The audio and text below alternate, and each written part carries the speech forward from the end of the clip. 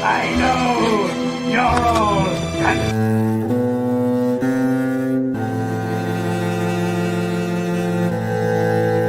As a man, I'm flesh and blood. I can be ignored, I can be destroyed, but as a symbol.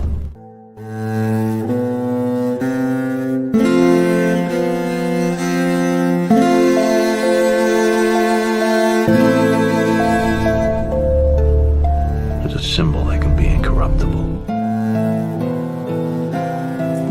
He gave us a signal. Where are you?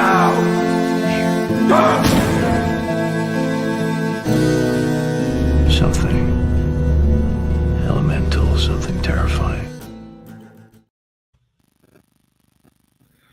Hi, and welcome back to another episode of Cavecast, episode 16 of Cavecast. I'm Sammy Street Pete, and with me I have my illustrious panelists, Mr. Drunken Emeraldero, and the clown prince of crime himself, Joker Voice. Today we will be discussing Oswald Chesterfield Cobblepot, aka the Penguin. How are you guys doing this morning, Emerald? I'm good. I have no complaints. The mattress is a bit lumpy. Otherwise, nothing like the taco night in the asylum. Yes, and how was taco night, Joker Voice? Well, it's not taco night yet. I've got to get to Arkham first. Oh, So yeah, today's Saturday. I'm waiting on Gotham PD and again praying that Condiment King does something enough to get to Arkham and not Blackgate. Without the guacamole, it's just not the same. And why do we have taco night on Saturdays, Sammy? Because it's a madhouse. That's right. Because if it was anybody in their right mind would do it on Tuesday. But You want to know what? I'm trying to start a new thing at work where it's instead of Hawaiian shirt Friday, I'm making it Hawaiian shirt Tuesday. I like it. And yes, someone always wants fish tacos on taco night at Arkham, and that's always Aussie. yes, as we get to the a study, I'd say probably the most ornithological villain in Batman's rogue gallery. Yes, Oswald Chesterfield Cobblepot, aka the Penguin.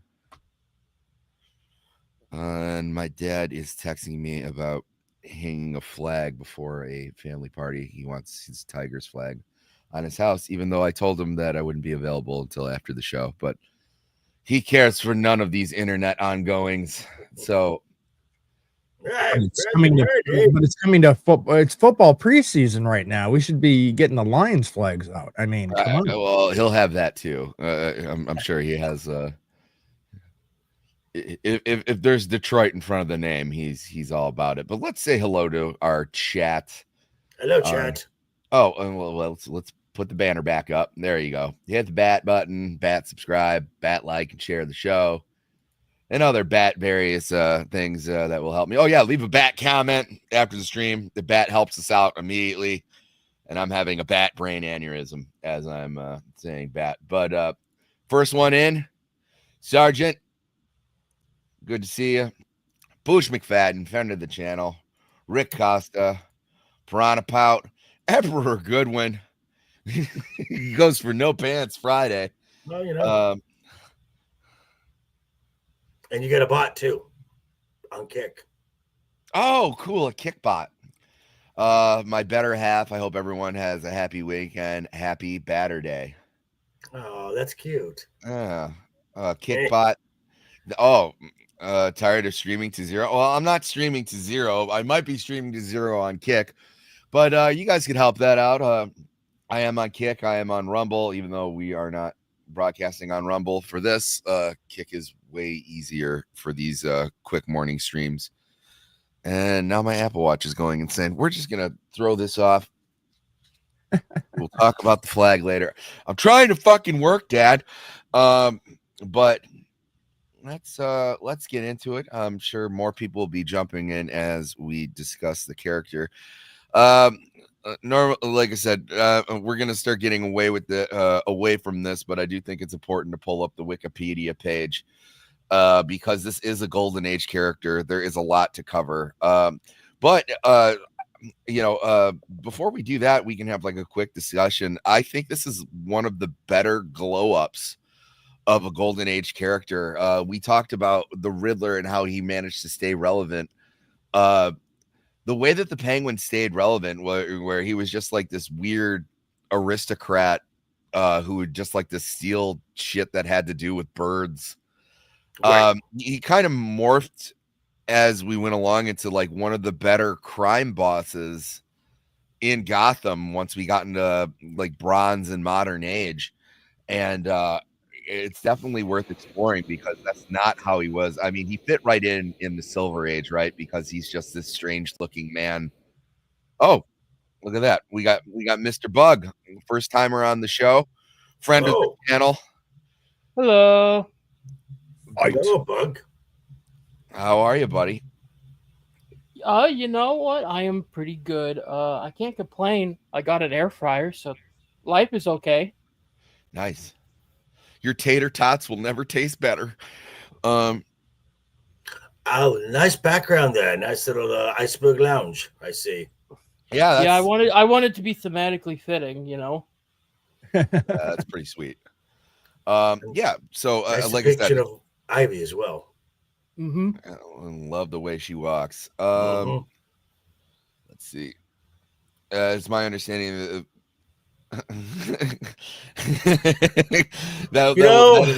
that's from the cartoon that we shall not speak of. No. Oh God, no! Don't. Although had a wonderful Joker tease at the end, wasn't good enough to save the show. That is how I would like to see the Joker depicted. But unfortunately, yes, making the Penguin a what did they name her? Was it Oswalda? Oswalda's not even a name. I'm sure it's a name somewhere. Judges? No, not a name. No, it don't fly with me. I am not a fan of that particular show. No. They tried to bring 2024 politics into a 1940s landscape, and it didn't work. And No, shocking. The art was cool, everything was, but everyone was left scratching their heads, going, "What are we doing here?" Because you had Batman using era appropriate tech, and then you also had like lesbians kissing like in a restaurant when they would definitely lose their job. Not even just a black lesbian hotshot lawyer. It's a black police commissioner, which would have went over so well in the 1930s. No. 30 years before the civil rights movement. They just took their cues from Blazing Saddles. That's all they did.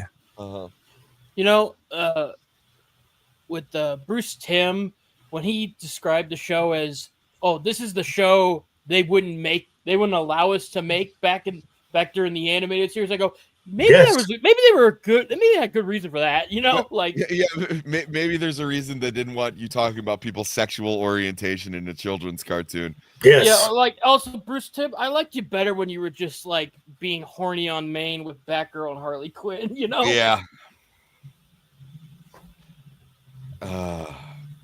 He said the police commissioner is near. All right, so let's get into it.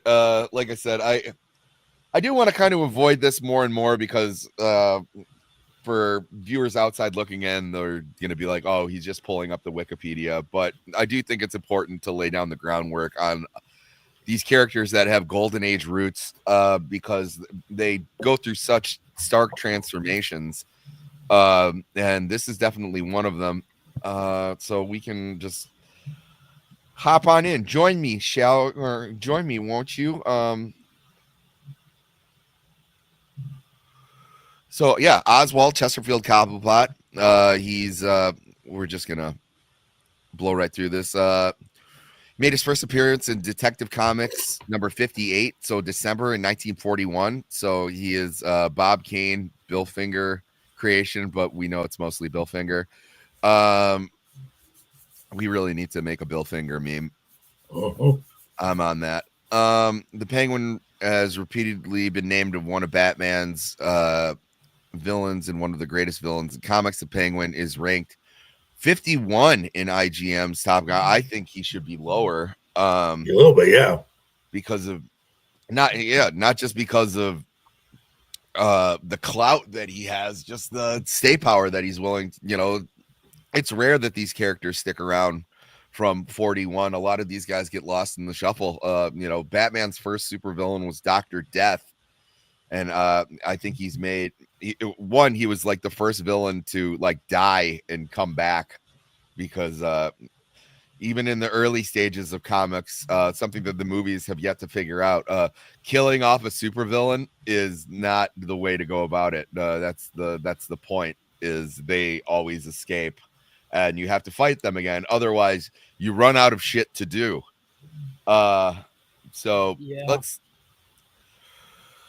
Batman sometimes uses the nightclub. Oh yeah, he has the Iceberg Lounge. I'm wondering when the Iceberg Lounge came into fruition.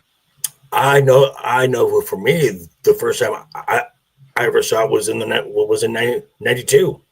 Was in the animated. Yeah, that's what I'm thinking too. I'm thinking that's an animated series thing. Here, we'll just. When did the Iceberg Lounge? I mean, it would make the most logical sense, because there are a lot of things we got out of that particular universe that the comics were like, you know what, that's kind of cool. Let's do some of that. Yeah. Wow. Iceberg Lounge first appeared in comics in Detective Comics 683, which was published in March of 1995. It was a Chuck Dixon and Graham Nolan creation. Okay. Ooh. So right after the animated series, then. Yeah. Or like we're right around. Around the tail end, probably. But that's when it hit comics. Okay.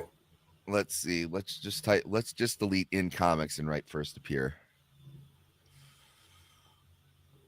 No, okay, same thing. All right. Okay. All right. Just trucking right along here. So it's a fairly new thing. Yeah. I mean, if you want to refer to 30 years ago being as fairly but in 80 years of continuity, it is a fairly new thing. Okay. That's one of the reasons we pull up the Wikipedia on this, is because there is a lot to cover. So Batman sometimes uses the club as a resource for criminal underworld information. Sometimes. Unlike most of Batman's rogues gallery, the Penguin is completely sane and in full control of his actions. According to his creator, Bob Kane, he was inspired by advertising mascot of Cool cigarettes in the 40s. Let's see if they have. You want to know what when I see the Penguin, I think I need a nice minty Cool cigarette. It makes sense though, because this is something that I know. Burgess Meredith, who played him in the 1960s, in 66, it was in his contract that the Penguin had to be smoking at all times, which is insane when you think about it. But Burgess Meredith didn't smoke. That's how he came up with the that's how he was clearing his throat of the smoke. That's that was something that Burgess Meredith developed because he contractually had to always be smoking on camera. That is a little tidbit that I found quite interesting. Let's see. Sometimes he is an appearance to Dick Tracy character Broadway Bates, who was introduced in Yep. 1932. Co-creator Bill Finger thought the image of a high society gentleman in tuxedos was reminiscent of Emperor Penguins, and his main color is usually purple. So that seems pretty par for the course. Purple, it's a thing. Yeah, purple and green is usually a mainstay in Batman's Rogues Gallery. I don't want to say I started a fashion trend, but apparently I did. Let's see. Sammy, I don't care. I watched all 5 seasons of Gotham's. I dare say the Penguin and the Riddler are the best parts of the show. I tend to agree with that. I don't. I have no problem with that. Yeah, I don't necessarily like the show, but I did like those two actors and their interaction. The character's been featured in various media adaptations, feature films, television series, and video games. His live-action portrayals include Burgess Meredith, Danny DeVito in Batman Returns, Robin Lord Taylor in the television series Gotham, and Colin Farrell, who just kicked it into 12th gear. He took everything that was good about the Arkham series and he ditched the Australian accent, which I never got because Oswald is a Gotham socialite. Yes. But so 41, there we go. We can explore the Golden Age. Originally known only by his alias, the Penguin first appeared in Gotham City as a skilled thief, sneaking a pair of priceless paintings valued in $250,000 in 1941 dollars. So like what, $60,000 basically. Out of an art museum by hiding the rolled up canvases in the handle of his umbrella. All right, not a bad start. And also going to theme. Yeah, that's another thing that we need to talk about. Dress for every occasion. The Penguin is also armed with mechanical umbrellas that do various things. Sometimes they can fly, sometimes they shoot out a blade. Sometimes there's the cute one that's a mobile to hypnotize. Yes, he dressed to the nines. Oswald Cobblepot has an umbrella for every occasion. Sometimes they have knockout gas, sometimes it's a stun gun. Or in the case of the 2004 Batman series, it turns into a freaking chain weapon. Yeah. Helicopter. But here's one of the reasons that I don't like Gotham is when he either turns his umbrella into a weapon. Maybe not the best of all his villains, but he still can go toe-to-toe with Batman. He'll still fight him. That's why I didn't agree with Gotham making the Penguin 25 years older than Bruce, because like you're not going to have a 65-year-old man going up against a 30-year-old man unless it's Goodwin. Goodwin's the only guy who can pull that off. Just kidding. There's plenty of old man with old man strength, but it doesn't work for the Penguin. He's got to be a match for Bruce and show what it's like to be, a corrupt aristocrat, someone who was born in Gotham's royalty and just went in the wrong direction, right? He's a reflection of... Yeah, he's meant to be the reflection of Bruce, like that dark reflection of his Bruce Wayne alter ego. Yeah, he's complete corruption. I mean, if you can talk about the Court of Owls, eventually we'll get to the Court of Owls, but most of Batman's best villains are a mirror image of him, and that's what was said in Batman Now Returns. If life had, if one thing hadn't happened, Oswald and Bruce would have been roommates. Right. Yeah, I believe that was Christopher Walken. If his parents hadn't 86'd him, you two would have been bunkmates. But and the other villains that we've already touched on too, talking about the mirror image. I mean, you got like a two-faced character that, I mean, he's literally the two sides of the same thing that that Bruce Wayne is kind of dealing with, two sides of his own personality. Where you have, again, Penguin is more or less a reflection of just the opposite side of the coin. If you actually split that Two Faces coin, you have Bruce on one side and you have Oswald on the other. And one just is going criminal and using his intellect, wealth, and aristocrat to become a crime lord, and then you have the other one that's out there fighting crime. Yeah, it's never enough. Another way that the Penguin should always be depicted is, even if he makes it on top, like there's times where he gets elected mayor of Gotham, or he's in utter control. I think there was a couple times where he like sacked Wayne Industries and like bought them out. He should always be his own undoing, because he has this massive chip on his shoulder, whether it be from his physical looks, where, you know, he surrounds himself with pretty women, but he, you know, inside his head, he, you know, he knows that they only like him for his money, or he you know, he could be everything that Bruce Wayne is. It's just he'll never believe it, so he takes the greedy way.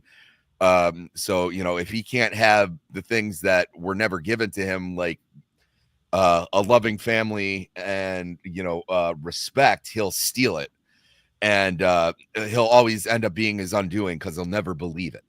It's an interesting character. You know, there's plenty of good stories with the Penguin where objectively he wins, and then he unravels it himself because Batman gets into his head, or, you know, something doesn't go precisely his way.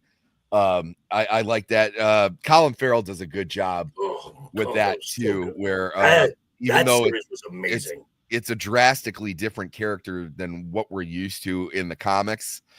It's still, he's got that chip on his shoulder, and he'll snap on a dime and, you know, kick your face in. You know, if you talk about his leg, or, you know, if you call him the Penguin, that's something that's part and parcel to the character. It's just they kind of gave him more of a Tony Soprano from the streets upbringing, which is fine.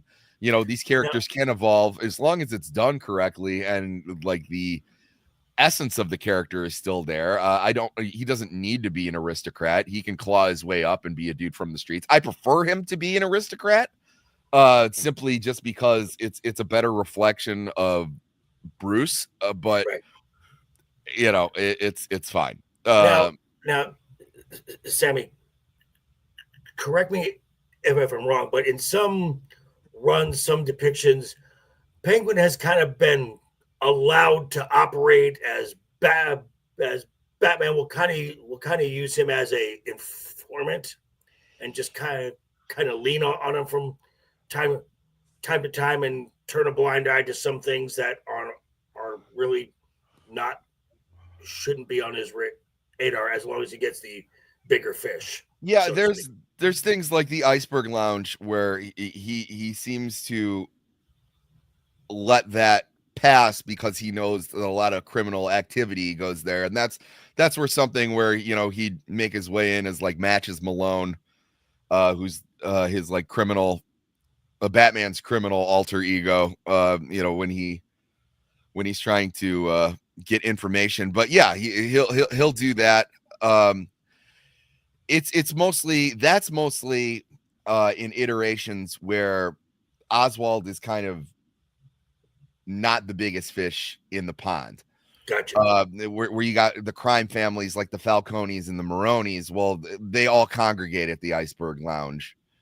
That, you know, you would use it for that, but he's, of the costume villains, you know, he should be, him or arguably Black Mask should be kind of like one of the bigger crime bosses in the city. But yeah, sometimes it's well, it's because those two characters are sort of they're the evolution of what the mob in Gotham becomes, because once you get to stuff like Long Halloween, where it shows the transition of mob controlling Gotham to supervillains, it's like what's left of all that goes straight to Penguin and Black Mask, because out of all the bunch, they are the most like mafia mob looking people out of the roster, you know?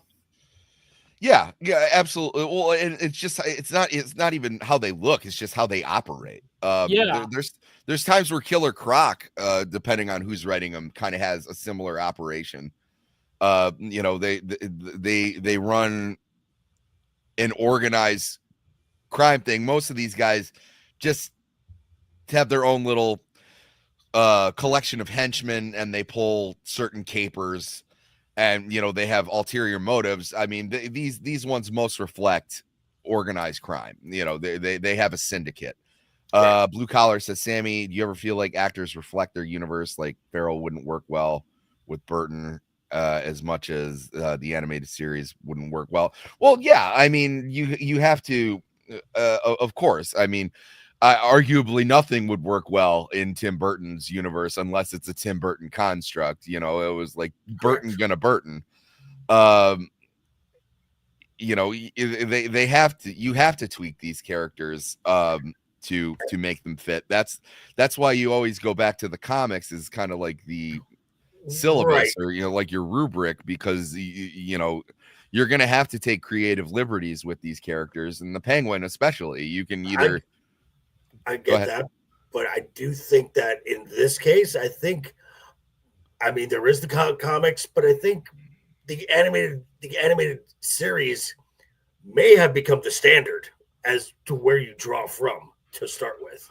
Well, yeah, they definitely toned down but DeVito's portrayal, but I mean, it is inspired by DeVito's portrayal. Yes.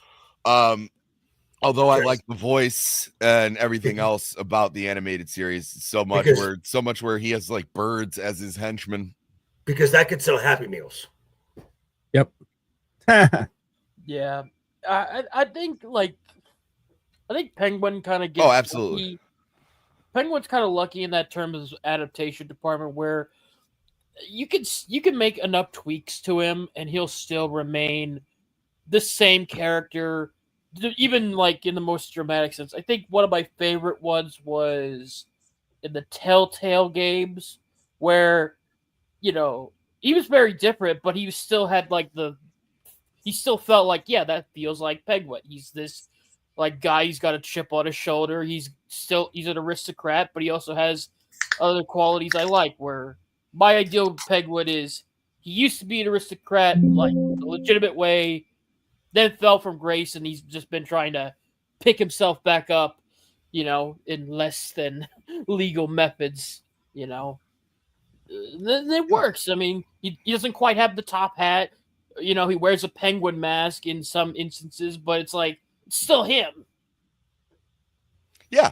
No, and, there's probably the most formidable version of him would probably be in the Arkham games. He's much bigger in stature. When normally he's depicted as this stout little guy who so you can get away with quite a bit. It's just there has to be it's like that dating Venn diagram, where it was like, she can have kids, she could be beautiful, and she can be crazy, but she can't be, she can't be all of those things. You know what I mean? You're gonna have to make some compromises. No, Harley Quinn is crazy. And beautiful, and she's childless. Well, she had granddaughters, so. Yeah. So we can keep getting into it. So he's stealing he's stealing paintings. The mob pulled off a string of ingenious heights. The bemonocled bird and the mobster eventually fell out, leading Cobblepot to kill him with the umbrella gun. The Penguin became the leader of the mob and attempted to neutralize Batman by framing him for the theft of a statue, which the Penguin himself had stolen. Very, very much. So, I mean, very much what you would expect from the Penguin right out of the gate. The Penguin actually owned the statue and was framing Batman and Robin to commit insurance fraud, which also feels something like the Penguin would do. The Penguin was later cited when Dick Grayson was traveling on a train. Batman and Robin found out he was getting reward money for turning in criminals that he later sprang from prison. So, he's always a shyster. Dealing with Cobblepot is, you should realize that you're more than likely getting screwed over here in some way or another. He has an ulterior motive. He's not someone that you should do business with lightly, because he will sell you up the river. He has no problem getting you arrested as long as he gets monetary gain. Even if he's getting interrogated by Batman, he's still gonna get something out of it for himself. Yeah. Well, even if it's just like, I'm currently doing this, you're gonna let that slide, but I'll give you information. You know, he's a slippery little bird. And the Penguin made his way to Florida, where he set up a gambling operation with Joe Crow, Buzzard Benny, and the Canary, where the patrons win big, and then they would be followed by the Penguin's henchmen so they could rob them. Like I said, there's always the other shoe that's going to drop when you're dealing with Oswald. The Penguin later utilized some exotic birds to assist him in his crime spree. Batman and Robin stopped the spree, but the Penguin escaped again. That's another thing too. He should be good at getting out of trouble, whether it be his social status or anything like that. He's just as capable and as smart as Bruce. He's just infatuated with birds, and like I said, he's got a huge chip on his shoulder, so he's always going to be his own undoing. His capers should be almost better than the Riddler's, because the Riddler does have that insanity aspect to him. You know, yeah, we won't be covering that, Blue. We talked about it slightly, and that's all the attention it's going to get. Yeah. Yes, I agree. You know, and me and Sergeant had a great discussion about the Arkham games a little while back on his channel, and I think that's one of the better iterations of the character. I even like that, like his monocle is like scarred into his face. Oh yeah, it's a glass bottle. Yeah. You know, it's but you know, it helps to be that look. It definitely street hardened, less aristocratic, but and more can. Although when you think about it, it's like, how awkward did that event have to be? Because if you used a bottle, you had to break the bottle first, and you stuck in the bottom end. So what did you do? Break it, grab the bottom end, then jab it in? It could have been like a barroom scuffle where there just happened to be a broken bottle on the floor. It's Gotham. I assume any given bar you walk into has at least like 20 broken bottles on the floor, right? And like, True. Gotham's not a great place to live. You know, I beg your pardon. It's a wonderful place to live. Well, if I you're bet the rent is cheap. Well, you know, we talk about this all the time. If you're a young criminal trying to make a name for himself, it was like, you're not going to go to Metropolis right out of the gate. Superman's a bit of a tough cookie. You're gonna go against the city that may or may not have a large bat that fights crime, and has been corrupt from its foundings. You know, that's been crime ridden. Yeah, you know what? Like you're just Like gonna Detroit. roll the dice on it. You either go to Metropolis to deal with a godlike being, or you go to Gotham, where you might run into a guy who knows kung fu and he has like 30 kids under his belt ready to jump on you As human shields. Yes. Yeah, it's human shields, and sometimes they die, like Yes. Jason Todd. and then they come back. Dead puppies. Dead puppies. Dead puppies aren't much fun. R.I.P. Gone but not forgotten, because he's still alive. Damn it. Yeah. So that's pretty much what we got. So the Penguin that we're getting in the Golden Age is very much what you would imagine the Penguin. Okay, let's see. After being paroled, he tries to get into the Bird Lovers Society, which I would go with a different name. Yeah. That's just me. That's odd. To elect the penguin as the state bird. And when it was turned down, he seeks revenge by stealing from the society. So, like I said, very much what we would expect the penguin to actually be.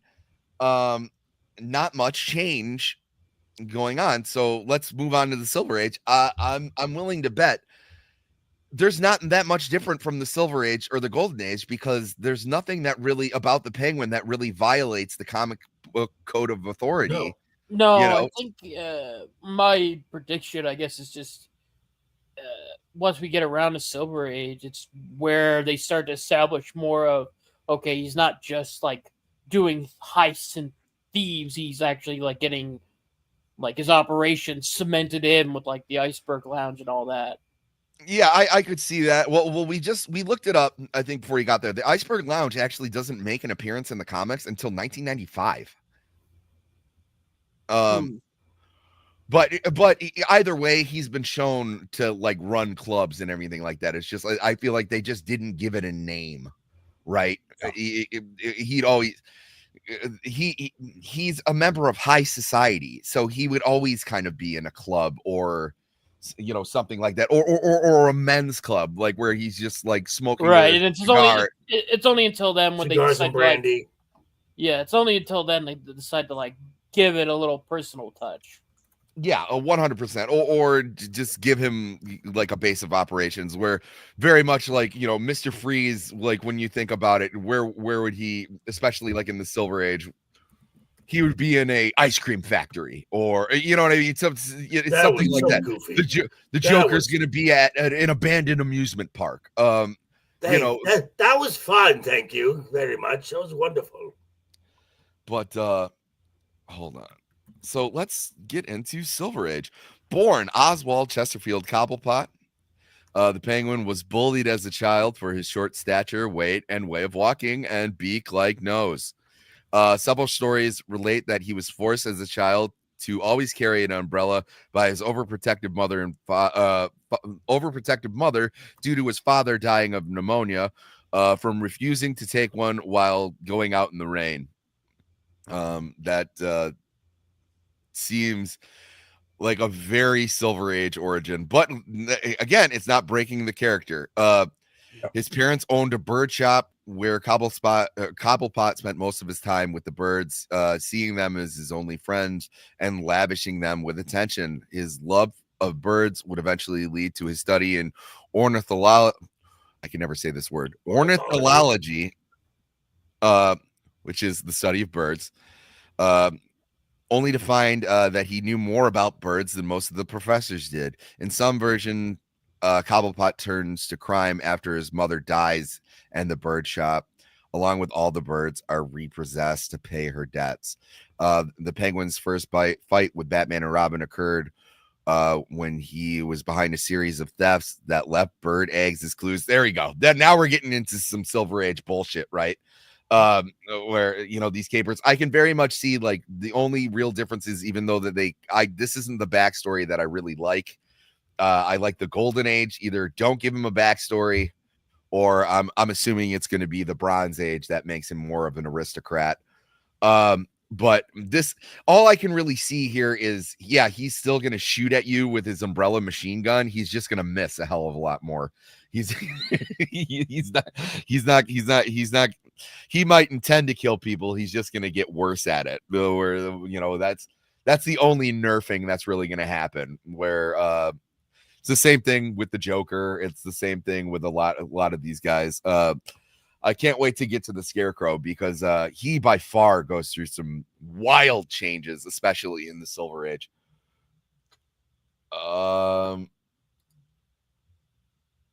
Yeah. He's got to be careful. You got to be careful. I heard there was some guy like freaking out in his Uber last night. Got to watch out. Let's see. Okay, yeah. His Penguin's first fight occurred. He was behind a series of thefts, leading eggs to clues. The Penguin egg clue proved to be his undoing when he got bitten by a baby alligator that hatched out of one of the eggs. All right. as one does. Yeah, never.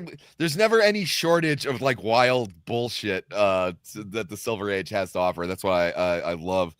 There's a Superman series right now that's exploring kryptonite on Superman and like the effects that it has on Superman, and it feels so so Silver Age. It's been a hell of a ride. Let's see. The Penguin tricked Batman into planning his next robbery by planting bugged umbrellas around Gotham City. He was foiled by Batman and Robin. The Penguin collaborated with the Joker and the Riddler into turning Batman into some type of Bat Hulk using experimental gas. Metal Morpho helped restore Batman to normal, and they apprehended the 3 criminals. We tried. Oh, let's see this one. At the time when Penguin was robbing a bird sanctuary in Metropolis, he nearly gets killed due to Catwoman's plot that involved her hypnotizing Lois Lane into attacking him, only for it to be averted thanks to Superman's investigation. The Penguin has, let's see. Oh, here you go. He gets knocked out by Alfred Pennyworth. I mean, he is a true man.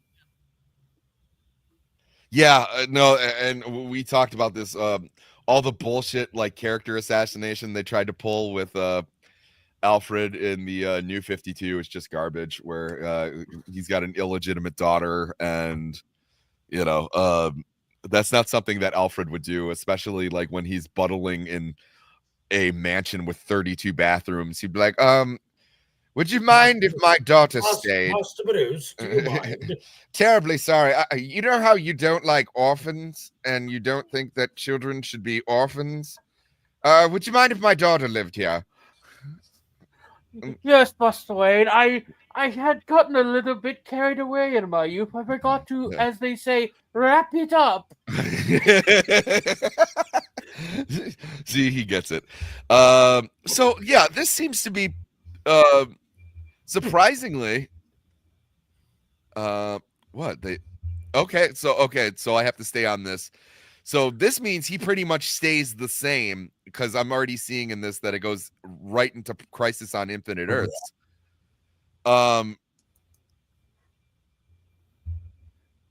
So let me find where it said Crisis on Infinite Earths, because I'm pretty sure the Bronze Age started before Crisis on Infinite Earths. I'm pretty sure the Bronze Age started like in the 70s, but I digress. 1 second.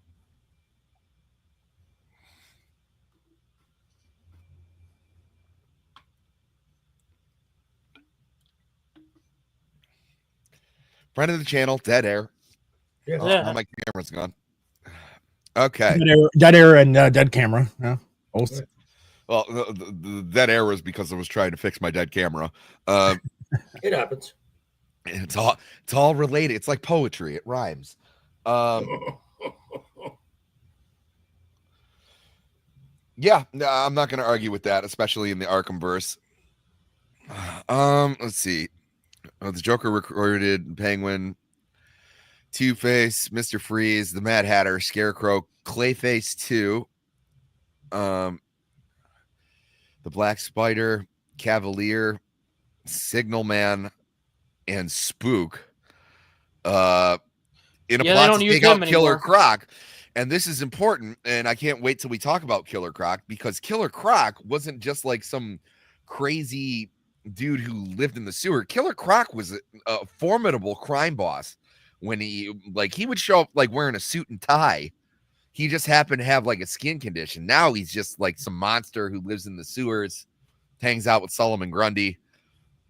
Like that's not how it was. So I threw a rock at him.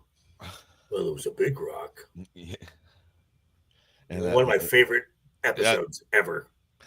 Yeah, and then it turns out to be Batman. I know. That episode was so good. Let's see. The Penguin made his last Silver Age appearance during so they kept up with the Earth 1 continuity.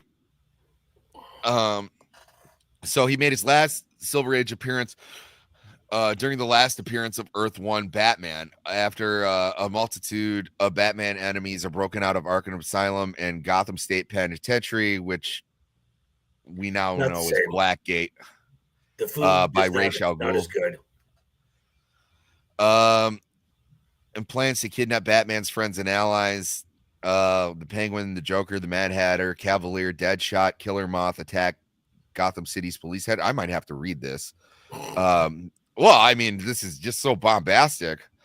But are infuriated when the Joker sabotages their attempt at holding Commissioner James Gordon for ransom. A standoff ensues with the Joker on one side and the Penguin and the Mad Hatter on the other. The Joker quickly subdues both of them and with bursts of laughing gas. So post-crisis, the rebooting of the history of the DC universe, the Penguin is relegated to sporadic appearances until writer Alan Grant, not of Jurassic Park fame, but of who had earlier penned the Penguin's origin story, The Killing Peck, in Secret Origin Special number 1, and brought him back and deadlier than ever. Now here we're talking about the glow up. The Killing Peck. And there's Scooby Pup. Everyone, give Scooby Pup some love. I was supposed to be on her show later today, but I have a family party that I have to go to. Brew, thanks for dropping in. Always good to see you. And then, well, I mean, they could call it Murder Most Foul. But the Killing Peck. I mean, we had the Killing Joke, and now the Killing. I mean, Peck. I called this episode "Cry Foul." Right, that's fine. And, yes, and we'll look my. Okay, so the bird puns just aren't quite there. Okay, that's the thing. I'm just saying. Yeah, they're very limiting. So post-crisis is what I think is probably the best. What we got in this continuity, Oswald Cobblepot is an outcast in his high society family, and the rejection drives him to become a criminal. In keeping with his aristocratic origins, the Penguin pursues his criminal career while wearing a formal suit such as a top hat, a monocle, and a tuxedo, especially of the white tie and tails design. He is one of the relatively few villains in Batman's rogues gallery who is sane and full control of his actions. Although still ruthless and capable of extreme violence, he is also highly intelligent and even a match of wits with Batman. In some cases, using his access to information and business connections to assist the vigilante. Batman once admitted that the Penguin is smarter than he is. And like I said, I have no problem with that. I believe that. I just think that he has such a big fucking chip on his shoulder. He's always going to be his own undoing. He, in all respects, he should be smarter than Bruce, because it's like, what they say. It was like, hey, if you're ugly, you better have like a great personality, or a big wallet. Yeah. And that's or in my case, a really good credit score. I mean, so I don't know. I find you to be quite fetching, Drunken Emily there. But during this run, the Penguin forms a brief partnership with the hypnotist Mortimer Cavalier. I think I said that right. Who helps him fake his own death as a ploy to strike an unsuspecting Gotham, only for Cavalier to include a post-hypnotic suggestion that will leave the Penguin back in his comatose state and can only be awoken by the command that Cavalier alone knows. The Penguin later kills Cavalier because, like, why wouldn't you after that? That's that'd be, I'm sure it's not cadaver. It might be. Yeah, probably could. Yeah, it probably is cadaver. You know what? I was reading Cavalier in the list of rogues, and now it just kind of like bled in everything else. And also, I'm illiterate, so I think I'm doing well. Yeah, not bad. Well, it's just it kind of funny partnership to help him fake his own death, and his name is Mortimer, like a mortuary, and his last name Cadaver, dead body. Right. So that's it's like, yeah, that's a little on the nose. But right on par with any good Batman. Batman villains love their puns. I was like, oh, what's the Riddler's name? Enigma. Oh, okay. So he kills Cadaver after plugging his ears with toilet paper so the hypnotist no longer has power over him. After Batman foils this particular endeavor, or if I would have read it earlier, endeavor, the Penguin embarks on one of his grandest schemes ever in this 3-part story, the Penguin Affair. Finding Harold Arnott being tormented by 2 gang members, the Penguin takes his technologically grifted hunchback, showing him kindness in exchange for his services. Harold builds a gadget that allows the Penguin to control flocks of birds from miles away, which the Penguin utilizes to destroy radio communications in Gotham's and crash a passenger plane. Wow. So he's a terrorist. That's new. This endeavor too is foiled by Batman, who hires Harold as his mechanic.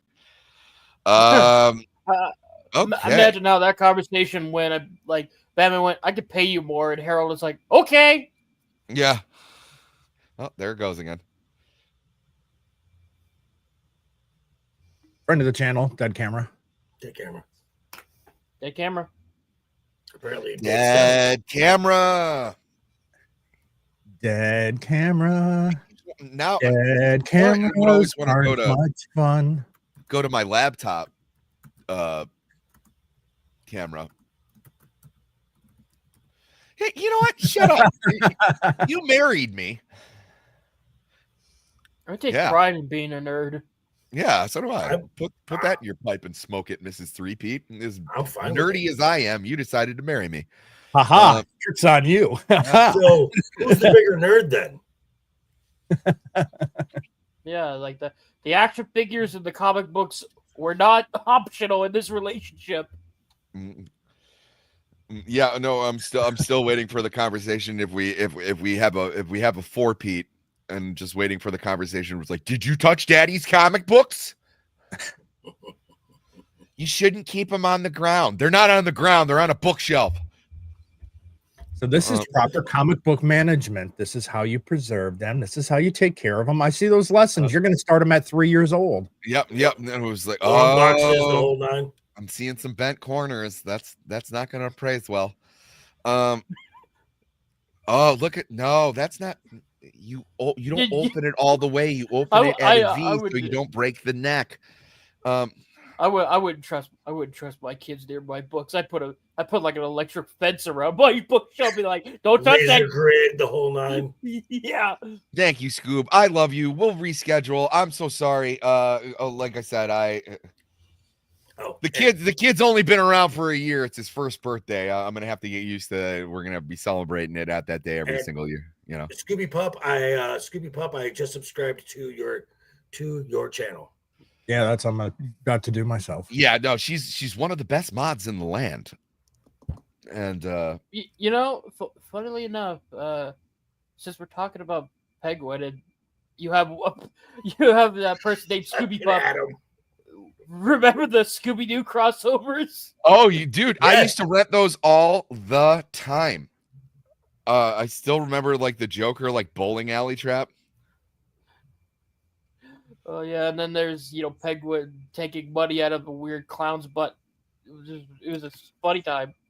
I thought it was funny at the time. It's okay. And it wasn't even Batman who stopped that caper. It was another masked vigilante, very ostentatious, known as El Gaucho. El Gaucho. Oh, you know what happens? Oh. Mascot of the channel, the Batman of all countries, El Gaucho. For what's right.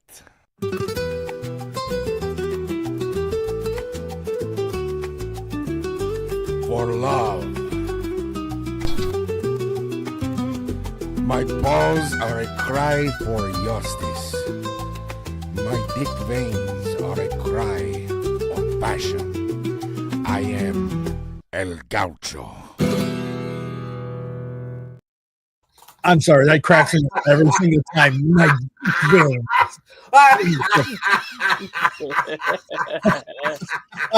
He is he's the hero that Gotham deserves, just not the one it needs right now. Yes. Oh. And I'm trying to find. Oh God, that is wonderful. Yeah, you know, we just got inspired that day when we saw El Gaucho. Oh, yeah, That was a rabbit hole. That was just That was. I'm sure we might go down some similar ones. But now so this truly is sporadic. So, we're talking about the Penguin. You know, this is one big thing. So this is post-crisis. So they give you his origin. Then he has this one story. They don't do anything with him, and then he resurfaces during John Paul Valley's tenure as Batman. So obviously during Nightfall, and he's one of the few people to be able to deduce that John Paul Valley's not the original Cape Crusader. I couldn't imagine how he came to that conclusion when the dude shows up looking like Iron Man, and is just like killing people left and right. But this is strange. It doesn't seem like Batman. Oh, you think? Yeah, because Batman totally he's gonna rip a dude in half. You know, ass first. Yeah. Well, He's like, that doesn't seem like the guy I usually who usually beats me up. He scares me now. Adam Gray. Everybody's favorite ghost. Yes. Has one of the best shows that you can ever hope to be on a Friday night. B-Sides is that is one hilarious show. It's one of my favorite shows on the internet. If you have not checked it out, do yourself a favor. That's if the YouTube algorithm allows him to finish his goddamn show. Even everything he does is in public domain. So to confirm this theory that it's not truly Bruce Wayne, he goes straight for the jugular. He kidnaps Sarah Essen, who is Commissioner Gordon's second wife, places her in a death trap to go up at midnight, and turns himself in, utilizing the opportunity to mock her husband, Commissioner Gordon, as midnight approaches. I'm going to say Sigma move right here. He gets himself captured just to prove a point. And increasingly infuriated, Gordon is nearly driven to throw him off the police headquarters roof before Valley rescues him and rescues Sarah at the moment before midnight. Valley leaves. He says, I was so close to breaking him.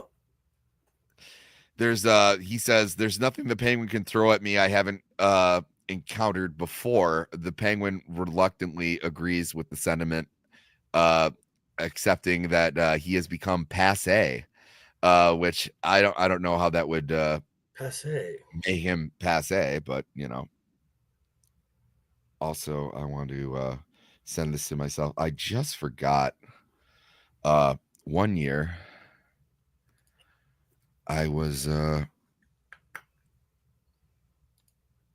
Thanks, Bobby. Hey, Bobby Blankenship, haven't seen you in a little while. Wow. That's good to know. I assume it was on your long travels for horse and buggy, and someone got the idea. They were sick of shitting themselves. I don't think the sexual pleasure thing came into mind until you know. Man, I need Bobby at like a bar trivia night.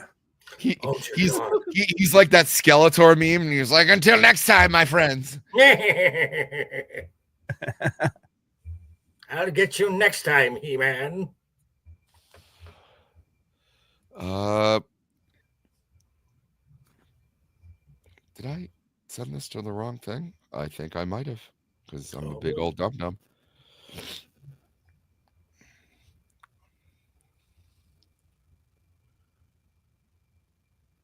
Friend of the channel. Dead air. Oh, shush now. All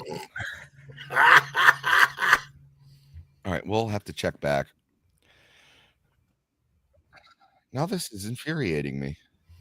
So medical purposes, whatever the fuck those were called, rectal dilators. Ah, yes. Okay.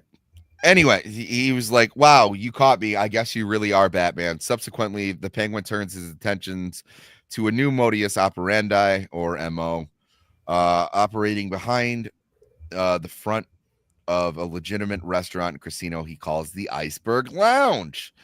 Okay, so that makes sense. Don't play the slots, though. The slots are rigged. He does it out of necessity. Yeah, here we'll share this real quick. Imagine trying to go into that restaurant. Like, what does he serve at that place? Smells like fish.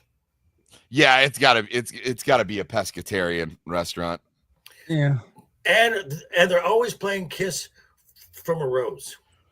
Oh, you mean from the Batman Batman Forever soundtrack? Yes.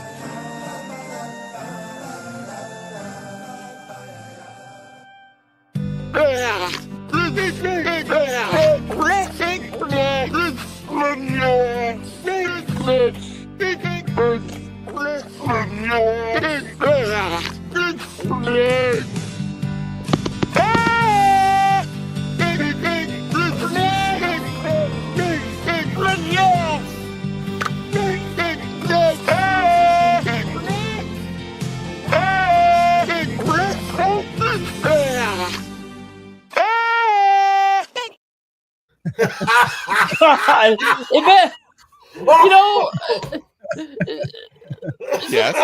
Isn't it some instances where Penguin has seals in the center of the Iceberg Lounge? Yes. Like an attraction? He does. Imagine being seated next to that. You're trying to eat your meal, and you just hear one of those fuckers just going, oh. Oh, God, that's one of the greatest things ever. I mean, they also, I'm not sure if it's seals or sea lions, because I think sea lions are much more vicious. You know, that's the. I've had experiences in my naval military service career of them on the back of the submarine when we're in port. Yeah, they are.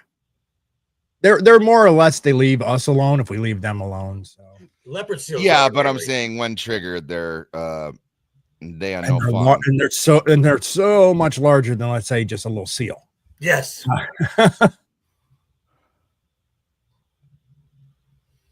And Bobby now approves of that.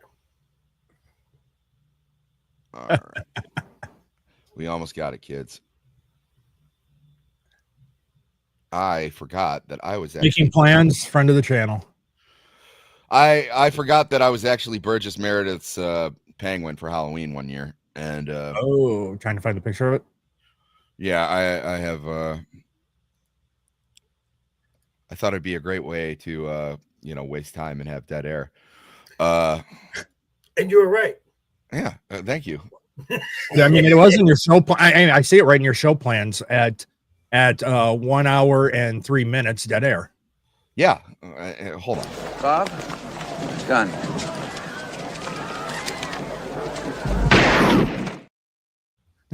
I'm gonna need a minute alone here, boys. They just keep on coming. The hits just keep on. There we go. Oh, look at that.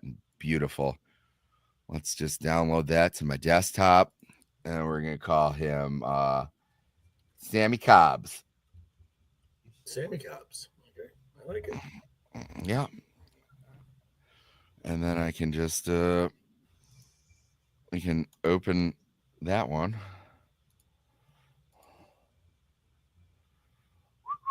Stop screen. Uh-huh. Yeah. Everyone stop and look at my. Make some everyone noise. stop and marvel at my own vanity. Oh wow! There you go. Yeah. And then Here, let's get a full body shot. full body shot. Let's see. Yeah. I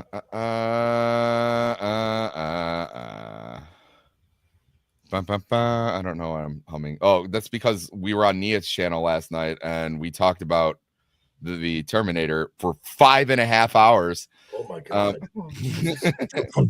Wow. You know what? It was awesome though, but for 5 hours, holy crap! I know. I mean, depending on what one you're talking about, you know, it could go Oh, longer. Oh yeah. Yeah. I had an umbrella too, but we don't. Bad luck to open it indoors. That's a mess. Yeah, that's one of those bad luck myths. But I ain't testing it. I ain't that old. It depends if it's almost like how am I feeling today? Let's test this theory. So I break a mirror. Well, I got you walk under a ladder and all that. Intentionally run across a black cat and go like, ah! Yeah, no. Just like all those other myths, like they all had reasons like, oh, you should never walk under a ladder. Well, yeah. You know, you risk the chances of someone falling off of that ladder and landing on you, or just knocking over a ladder that someone's on. It's just like when you were a kid and you were in the back seat, and if you turn the lights on, the cops are going to pull us over. They're not going to pull you over. It's just annoying while you're driving. You know, Santa's not going to come unless you're asleep. That's the old warning signs. I mean, warning things that we put up for people for those to be a little bit smarter. Now, because of lawsuits, it's actually labels on it. Don't stick hands underneath running lawnmower. Not use this ski to assist in childbirth. Don't use this snow thrower on a roof. I'm a big fan of just taking all of those off things. I understand, you know, yeah, caution, coffee, hot. It's lawsuit protection, but again, I see it more as protecting, stopping a natural evolution of survival of the fittest. But yeah, no, I agree. It's totally doing that. My favorite one, because every time I see one, I know that they had just lost a lawsuit, right? Yep. But my favorite one is they have to say this now, because I don't remember them saying this until the last couple years. Is, you know, as we know, if you turn on television or you know, go on the internet, most ads are either for like cell phone companies or pharmaceutical companies. But like, don't take Stinkadil if you're allergic to Stinkadil. And how would you know? You just see some dude with like an EpiPen, like, how? So let's get back into it, though. I feel like we got a little derailed here, just because of my vanity and wanting to show you how fucking.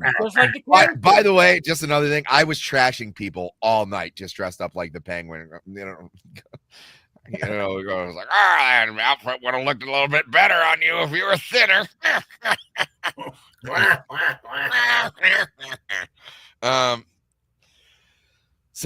Yeah, he pulls that shit. He's got the Iceberg Lounge now. Though he's arrested for criminal activity several times during the course of his reform, he manages to secure his relief from prison thanks to his high-priced lawyers. No Man's Land is an insanely long storyline that we seem to cover every single episode, but I guess it is like a 2 or 3 year run in comics. Hello, Vaughn. Vaughn. Links in the chat, bro. You're more than welcome to jump in. But so let's keep going. Actually, no, we can read. I'm actually interested in. I can't remember what he does in No Man's Land. The Penguin stays behind when the U.S. government blockades the city. He becomes one of the major players in the lawless city, as anyone would probably expect, using his connections to profit by trading the money that nobody else in Gotham could use for goods, and his contacts outside the city. So, you know, obviously, when cool. So he takes full advantage of the situation. Yeah, but you would expect him to thrive in a situation like that, right? Oh yeah, that's just like. I mean, it's like the perfect situation. It's like, yeah, they're all desperate. Like money is useless to them, but to him who has a way to get it out, it's like, oh, it's just raining money on every day. Yeah. Well, he's he if nothing already else, he's a capitalist. You know what I mean? This would denigrate to like a pure capitalist society. He's going to and you know, whether you want to argue about capitalism, I think it's the fairest social construct that we have.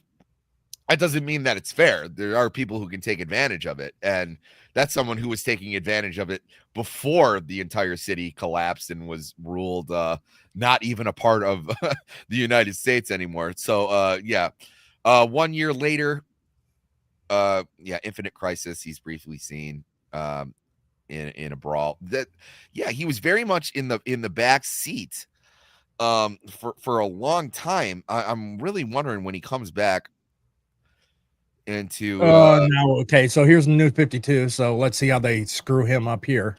Yeah, they always have to hold on. I have to make a new 52 meme too. Yeah, we do. Whenever we get into new 52, because it's always I won't argue that there are some characters who benefited, but on the whole, no, it's I agree. I think it's New 52 is like you just had like the best meal like at this restaurant for the longest time, but then you come in one day, you order that same food, but it's not even remotely close to what you order. You're like, what the fuck is this? I ordered a burger. You brought me a fucking shoe. I will always credit that Blackest Night like got me back into comics, right? And that's just before the new 52 dropped. So I had all of these wonderful stories like Under the Hood, all of these wonderful stories that came, and then the new 52 dropped, and I was like, well, I guess I'm just gonna revisit the stuff that I missed. So like I intentionally missed a lot of the new 52. There is stuff that in hindsight that I did read that I liked. Like I did like Grant Morrison's run on Superman. But what they did to Batman was unforgivable. It was like, oh no, he still has all the continuity. It just happened in 5 years. And you're like, well, that doesn't make sense. You're trying to bring like a real world like time scheme into, at the time, was 75 years of continuity. That's terrible. So let's get into it, shall we? Let's what happened? Why? I don't know. You enlarged yourself. Wow, and a background change. And a background change too. Look at that. Wow. What did you do? I'm scared. My favorite color. Okay. There you go. Let's get into it. Okay. Now I'm like squeamish. I don't know if I should like click or wow. Bobby, thanks, Bobby. That's nice. That's nice. Thanks. Oh,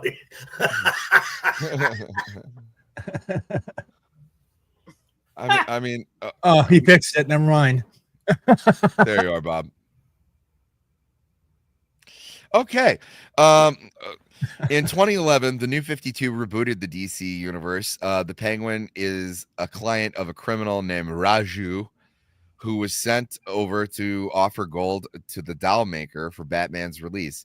While in his iceberg casino, the Penguin views a disguised Charlotte Rivers on his surveillance camera and tells his henchman, Lark, another bird, to make sure that Rivers gets a story to die for. Well, I mean, Lark was one of a trio of broads he had, and they were They were originally based off the animated series, and then they brought them into comics and gave them a little bit of a visual tweak. They're no longer dressed up like as they were in the show. They don't get used often, even though they had potential, which sucks.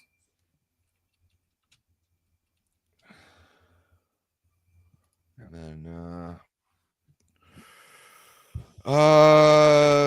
Story to Die For. In the Death of the Family, which is something that came out that was good in the New 52. I don't think it deserves the praise that it gets. It is a wild Joker story, but I also feel like there's a lot of punches being pulled, but it is insane. But the Penguin puts his right hand man, Ignatius Ogilvy. Anyone want to help me with that? I just call it Olga. Yeah. Oh no, Ignatius Ogilvy. In charge of his operations.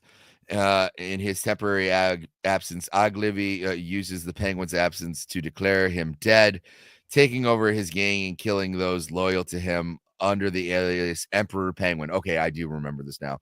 Ogilvy takes over for the Penguin's operations upon the Joker's defeat. Batman unsuccessfully attempts to imprison the Penguin in Blackgate Penitentiary, which is much better than Gotham State Penitentiary. He releases Kurt Langstrom's Batman serum on Gotham, turning many citizens into man-bats. Like I'm saying, just off the wall. Yeah. The only people who should be allowed to release like widespread chemical warfare is either Ogilvy. the Joker or the Scarecrow. That's it. They, the whole man-bat thing, trying to do what they did the Lizard and Spider-Man. Yes, I was just gonna say what Dr. Connors tries to do in the Amazing Spider, which I didn't even like that when that happened, because like I never remembered that to be a thing from the comics. Ogilvy. All right. Friend of the channel, Ogilvy. He's not guilty. Kurt Batman. Okay. So yeah, it's crazy. Langstrom discovers a cure, returning the citizens to normal. Ogilvy takes the serum himself, which is spiced with venom and one of Poison Ivy's plant concoctions. The Emperor Penguin then challenges Batman to openly fight, defeating. Yeah, I remember that. Like that was insane. So you already know he's a bad villain because he's openly challenging. Yeah, and also he's getting help from like 5 different things. Like, oh, you like when Poison Ivy does plant stuff, like you like Bane and his venom, and you like Man-Bat and his bat serum, and we're gonna turn him into Super Shredder with wings, and that's what they did. And keep in mind, that's not even Oswald. This is just Ogilvy. Friend of the channel, Ogilvy. I'm sure it gets worse. Yeah, from the looks of it, this is like one of those things with the New 52 where they tried to do something radically different. Then people said, no, I don't like that. Same thing was with Mr. Freeze, when they made like him be a stalker to Nora instead of a devoted husband to his wife, and they were like, "No, we don't like that." And the DC was like, "Okay, fine, we'll change it back. Stop screaming at us." Yeah, we talked about that on the Mr. Freeze episode, where it was just like you had one of the best retcons in comic books, and then you're like, nah, masculinity bad. We're just gonna make him an incel. The New 52 reboot was, he didn't even know Nora. She was just someone who was on ice the whole time. No pun intended. He loved her from afar. Yeah, that's what I think the vibe is here. With it is like New 52, like the fans had to bully DC to put them into some recognizable shape with the characters. Well, that's an angle. It's my camera, dude. Wow. I mean, that's really a choice. It is a choice. It is a choice. Damn you, StreamYards. All right. During Forever Evil, which is a plot line that I actually liked, the Penguin is among the villains recruited by the Crime Syndicate of America to join the secret society of supervillains, which, with the heroes gone, the Penguin becomes the mayor of Gotham City and divides different territories among inmates of Arkham Asylum. Bane retrieves Ignatius Ogilvy, now calling himself Emperor Blackgate. So, for the fuck's sakes. I know. And the Penguin, as part of an agreement, when Bane brings him to the Penguin, he tells Emperor Blackgate that the Arkham fighters are. Did he just fucking change it? Okay. See, I'm telling you, I'm getting gun shy. We might have to end this early because like my computer is like freaking out. I don't want to though, so we're just gonna muster on through. He's not scared of Bane. By the way, you should always be scared of Bane. And he does not install fear the way as Batman did.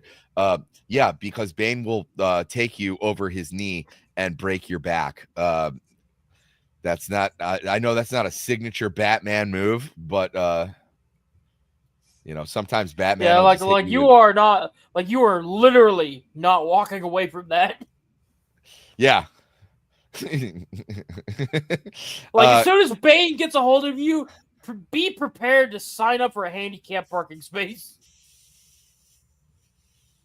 Yeah, and this is coming from, you know, if you want to talk All-Star Batman, which I really don't like, but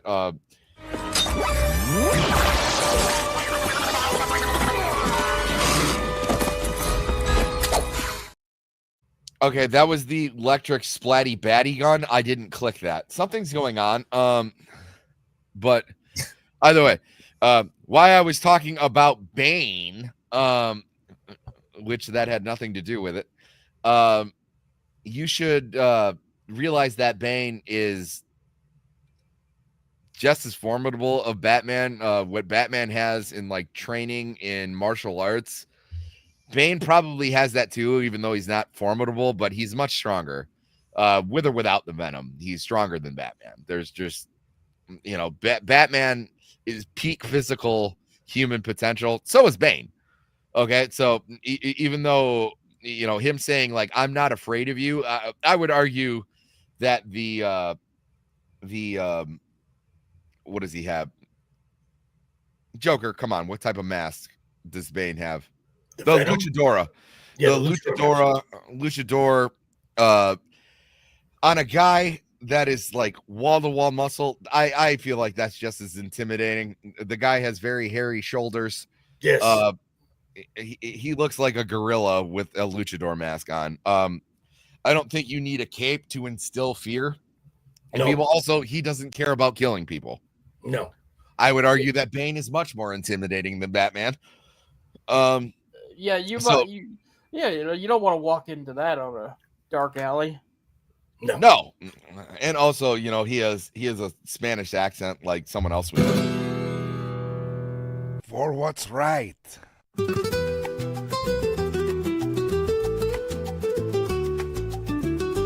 For love. My balls are a cry for justice. My dick veins are a cry of passion. I am El Gaucho. They by the way, never getting old. No, it won't. By the way, Bobby, they all killed. Probably besides the animated series Batman, they all killed. The only and even comic book Batman, I mean Golden Age, he killed quite readily. They retconned it. but yeah, no, in the first like 2 years, I mean, there's one time he's just flying by in the bat plane and he just hangs down a noose and he just entraps the guy, kills him. Oh, He has no that's problem. wonderful. That's wonderful. Yeah, it's just I feel like God, I don't even want to get into DC Rebirth just because in the Watchmen sequel Doomsday Clock, it's not a sequel. No, it's not. The Penguin, among other villains, attended an underground meeting held by the Riddler that talks about the Superman theory. When the Penguin suggests that they hand Moonbow and Typhoon over to the government that supposedly created them, Typhoon attacks the Penguin until the comedian crashes the meeting. Like I said, this doesn't really help build the character at all. So we can assume that the DC Rebirth and the New 52, from what we read, because they didn't change anything about his origin or about his origin. His origin is still probably, we can assume that his post-crisis origin is the one that everyone's been running with the Killing Peck. Yeah, that's kind of it. And I'm glad you didn't continue on to Rebirth because I actually read some of that stuff there, and oh boy, that was not a fun time. No, the Catwoman comics, at least the 90s ones were fun. We will be discussing Catwoman next week. We'll have Kayla and Miss Sparkles on the show. They were people who came out. Well, if Sparkles can do it, but definitely I've moved the Catwoman episode around just for Kayla. She's a big Catwoman fan, and she also runs a comic book shop and is very well versed. I'm very happy to have her on. But yeah, so anything post-crisis, New 52, at least they were smart enough to realize. You also have a good day, Sergeant. Yeah. They're also smart enough to realize that this character has reached like a good evolution, and let's not screw with it because don't fuck with the good thing. Well, because it takes all the aspects, the whole thing in the Silver Age, which the Silver Age always gets a little murky.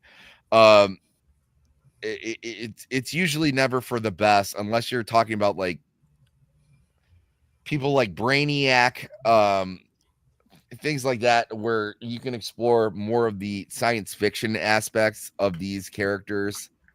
I feel like there's very few Batman villains that do better in the Silver Age. Even though, like, you know, we talked about the Riddler last week.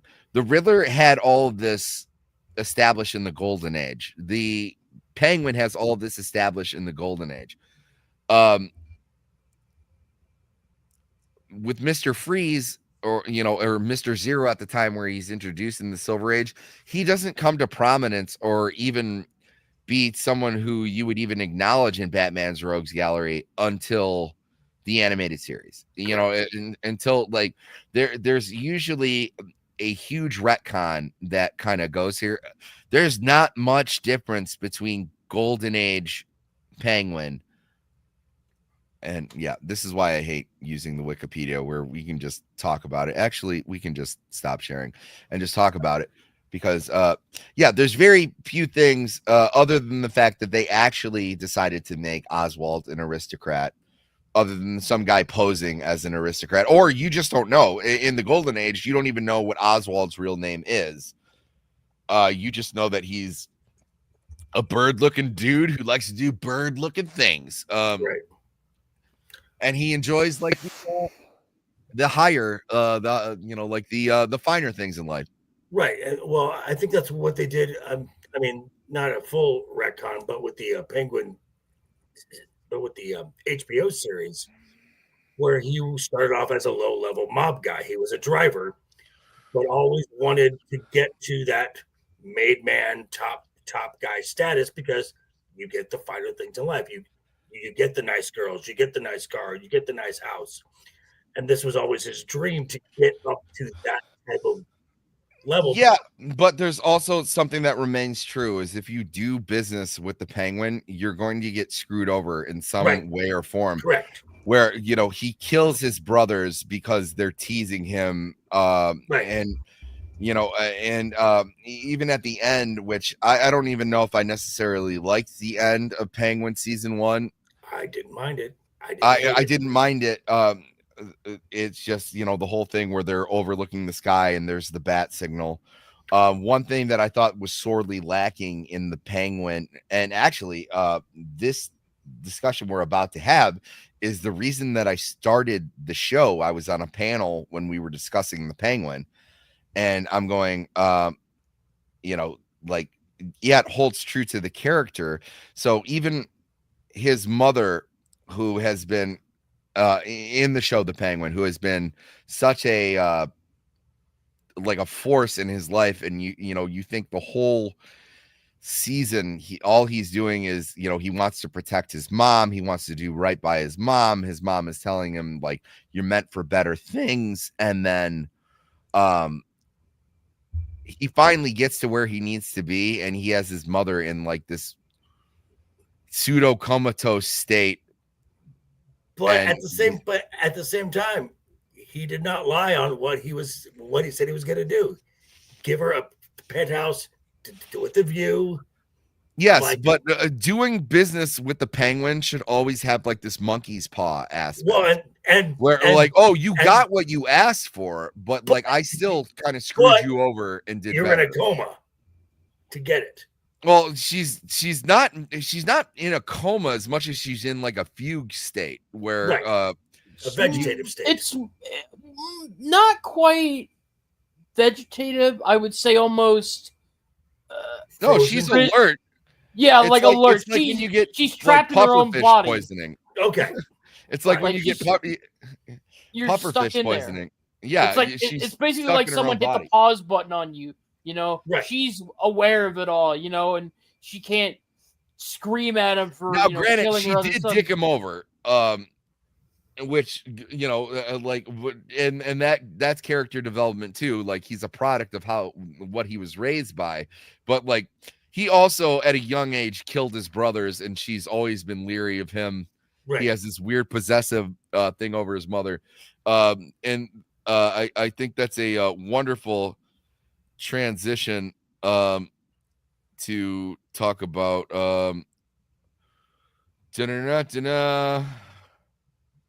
other versions of the Penguin.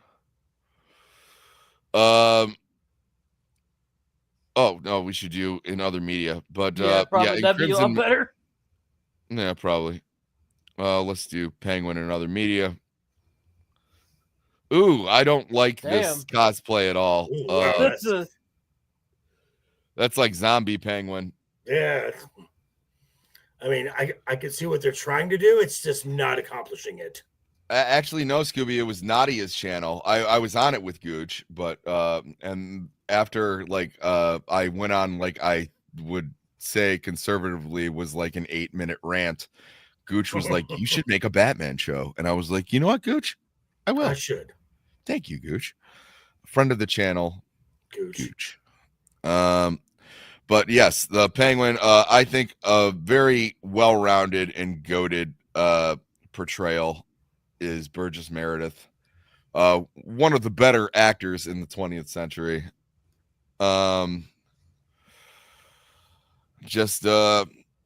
He's iconic in so many ways. He's probably in one of the best, well, I mean, we know him in Rocky, but he's probably in one of the best episodes of The Twilight Zone ever. Yes. It's not fair. That's not fair. Yeah. That was time now. Yeah, we have a young Oswald. So that's actually, this is a great thing. No, we'll go. The fuck is happening? Sometimes you just can't get rid of a bomb. Was that you? No. No. I don't have sound effects. I have What the is chat going on open. with your laptop? I have wish no had idea. I wish I had sound effects. That'd be neat. I'm just waiting for like someone who were like, we're watching your Batman show. Expect us.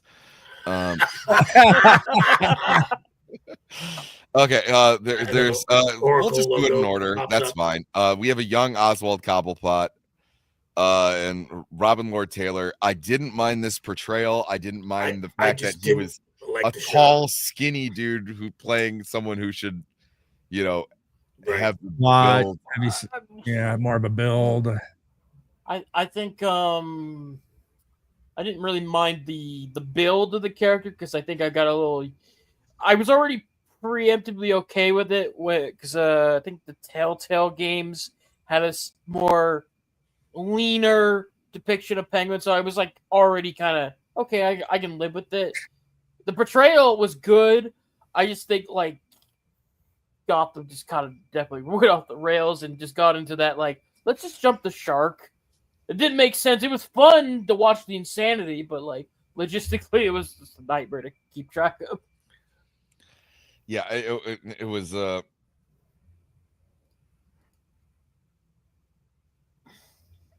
Look at what is in animation.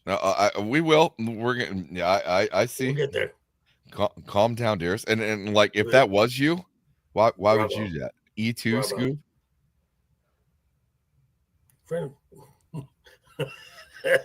Friend of the channel, sufficient thin and sufficient phone. Yep. That's noted. All right. Yeah. So we said Burgess Meredith. Like I said, my biggest gripe with this entire show is how much older they made him than Bruce. It doesn't make sense with anyone. It would make sense with Raish, because like he's immortal, an enemy that doesn't age. Yeah, it would make sense. It would make sense with villains who, when their backs against the wall, aren't going to decide to fight Batman. There's plenty of times where the Penguin goes, you know what? And then he clicks something on his umbrella and a blade comes out of the end and he's trying to kill him. You're not going to do that with a guy so much more capable physically than you are. I mean, because everything about the Penguin is calculated. You know, everything about him. Oh, okay. I thought you were just I don't know what you're trying to do, but you know, I appreciate it now. I like that. Yeah, we talked about the Batman 2022. We talked about, yeah, I don't like the club foot thing. In the Batman or in the Penguin show. No, it works. It works for, like we said, you're allowed to take liberties with characters like this. You just have to make them the character. I thought that the Penguin still felt like the Penguin. It was just like, what if Tony Soprano was the Penguin? Right. Yeah, no, it was good. You know, I think my only major issues, I guess, is just it. While the Batman and the Penguin were really okay, I just feel like I need a little more fantastical stuff. You know, that's my nitpick. Which is why I feel like Mr. Freeze is like the next logical enemy. Everyone wants Court of Owls. Oh God! If you have Mr. Freeze and you do it to fit in the Batman, you're now getting into these a little bit more comic book style enemies, like, because at the end of the day, the Penguin is just like a guy with bird-like attributes that is a crime boss. Now, it's interesting because Slackjawed said something that Danny's depiction of Oswald he says is the worst. I'd say based on what we've established as Penguin, it's the most far removed from what we have seen. I mean, I've never seen the Penguin in any other media portrayed as a lecherous pervy. Yeah. Another thing that I thought was sorely missing in the Penguin TV show was the presence of Batman. Now they mentioned a lot about the He was flood. doing other things. He had other stuff to deal with. You know, Even the creator said that, but I'm saying you should be aware that there's a new presence in Gotham. They were all talking about like the flood and like I grew up in this neighborhood and you know, I know that it's hard down here. It's been even harder down after the flood. But you could pick yourself up by your bootstraps and you could be a guy like me. I would love to see him going like, you know, I arranged this fucking deal to go down at the docks and they said that the bat got him. You don't have to show Pattinson in the suit, but you need to show that now that there's a new presence in Gotham that's making crime harder. They, you know, at the very end of the series, they show the bat signal. And I was like, well, he hasn't been present at all. So yeah, like, I think like it would have been better if you had like some small moments like that where they talk about the character, or maybe like they do like they show like the aftermath of a Batman attack type thing. It's like at the beginning, it's like okay, you can excuse.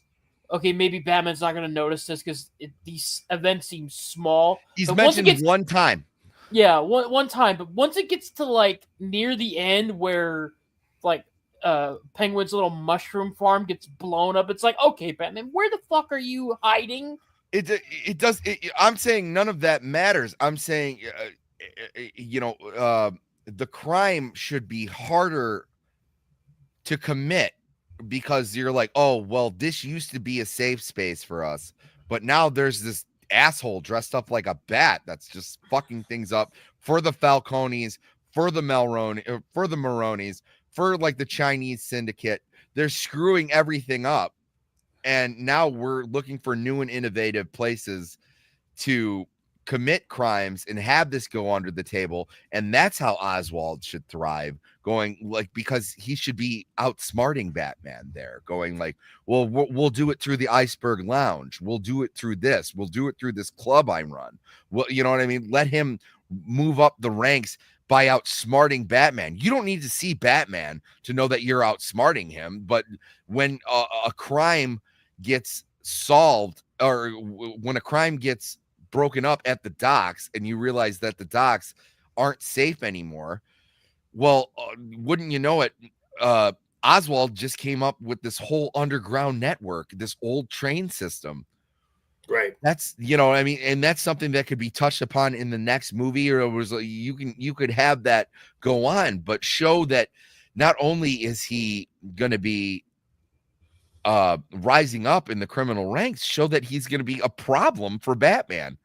Like, you know, and then just showing the signal, it's like, oh, well, you know, now he's a problem. I have a big problem with a lot of new superhero movies where they go, oh, he's not totally the Penguin until the end of the series. He isn't really Batman until the third act, and he realizes that he turns his back on vengeance and he needs to be justice. Oh, it's not Superman because he needs to realize the value of human life.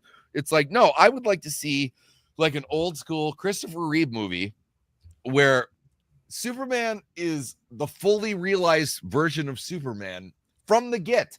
The fully realized version of Clark Kent, the fully realized version of Superman.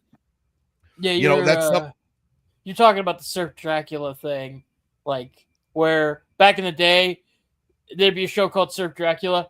Episode 1, you'd be seeing Dracula going on the surfboard, and that'd be the whole show. But nowadays they do like 10 episodes where he doesn't surf until like the last. Yeah, no, he minutes. doesn't find his fucking surfboard until the end, and that's the end, or that's the end of the movie. That's the end of the show, and then it teases you, and we're like, well, now he's gonna be surfboard Dracula. Yeah, and it's like, what the fuck was I watching? Yeah, it's like it's a bullshit. It's a cop out. It's lazy writing. Yeah, I've never been fond of that at all. And like, okay, a great example of how you can do things like this is like Batman Superman Apocalypse. where they're looking for kryptonite that landed in Gotham Harbor.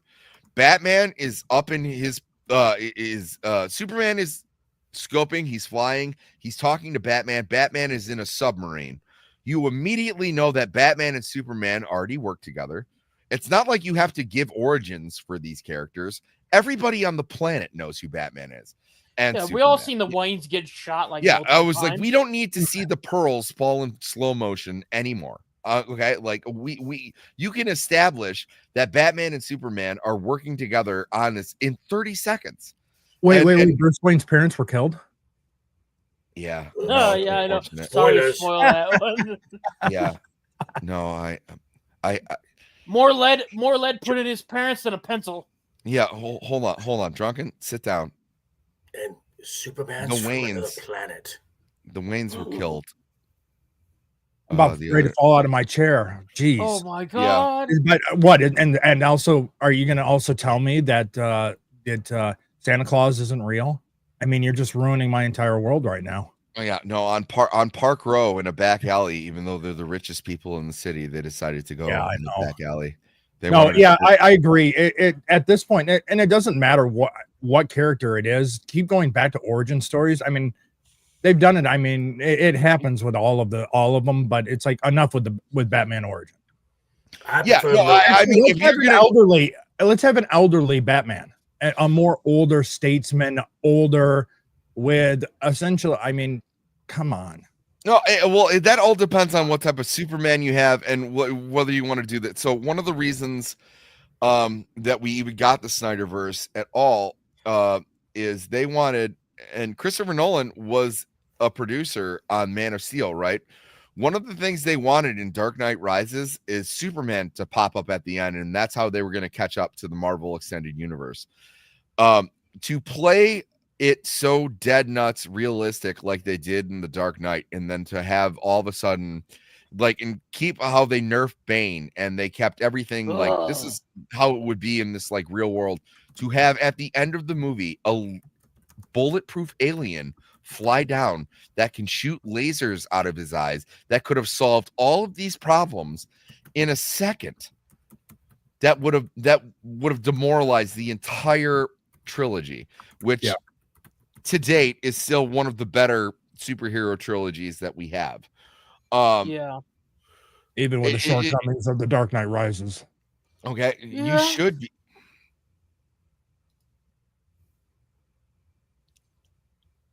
Yeah, it really doesn't work when they became members. Yeah, it's the less I have to talk about Court of Owls is the better. 10 toes down. All right, anybody who follows internet drama should hate that term, but no, there's a reason that you have to have. I don't want an older grizzled Batman if you're gonna show me like the Superman that we just saw in the last movie, where he's kind of just starting out. He's only 3 years in. You're gonna tell me the guy whose day job is a reporter never like checked in on what's going on in Gotham? It made it even worse in the Snyderverse, where it's just a river away and Superman can't cross a river like he's some sort of fucking vampire. Like it makes no sense to put Gotham City right next to Metropolis. It's a dumb decision to do. There's a reason that Batman or like other heroes really don't like help out in Gotham. That's because Batman's very territorial. If you want to help you on another thing, you stay out of Gotham. Yeah, no, it's like the only way it ever works with Batman is you either get the fuck out of town or you follow things his way to the letter, no exceptions. By the way, Zach's has been doing this thing on Wednesday where he's comparing movie years. I believe like he had like say like 1999 or 2000 versus like 1985. Let's talk about it. Like they've been killing it last couple Wednesdays. Definitely something to tune into. And Dempsey, We miss you. Anytime you feel like coming back, dude, you're always welcome on the news. But yes, so with the Batman universe, and now they're talking about just having Pattinson just come into the Nah, they're never gonna that happen. works timeline wise. I feel like age appropriately, that's the Batman you should get with that young Superman. To the Gunverse.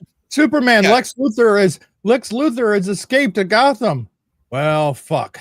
Well, there's nothing I can do about that one. I'm not allowed to cross that territory.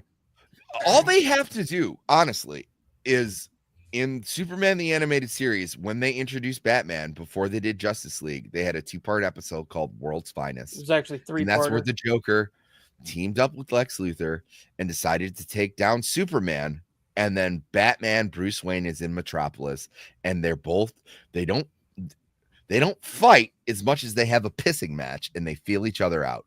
And you know, is strong as Superman is, Batman holds up like just a little baggie of kryptonite, and Superman's like, and he's like, it doesn't take much, does it? And just shows him that he's the mind of Superman. You know, you're talking about a guy who can read a library of books in a matter of like 30 seconds, right? Like, you know, it was like he's able to compile information much faster than Batman.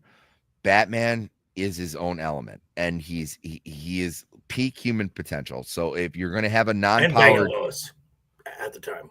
Well, that's the thing. You know, he knows Clark is Superman, so he's making a run at his woman because, you know what? Being a good-looking billionaire don't hurt neither. Okay, Yeah, like he's just showing him.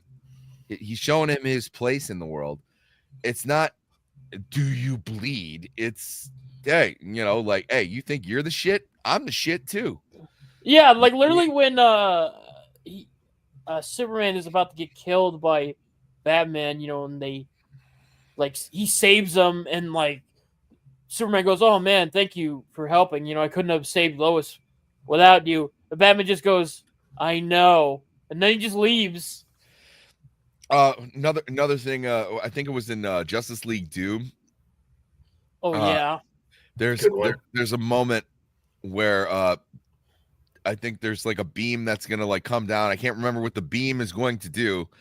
And Superman's like, well, I could just move the planet out of the way and move it back. If you gave me 2 weeks, I couldn't list all the reasons why that's a bad idea. You know, it was like always calculated. Yeah, and of course that movie was real good because at the end of it, because the whole moral of it is like, oh, Batman came up with all these plans to incapacitate the Justice League, and Superman's like, hey, look, man, I know it was kind of fucked up, but here, keep a little kryptonite. I know you probably have a good point. You know.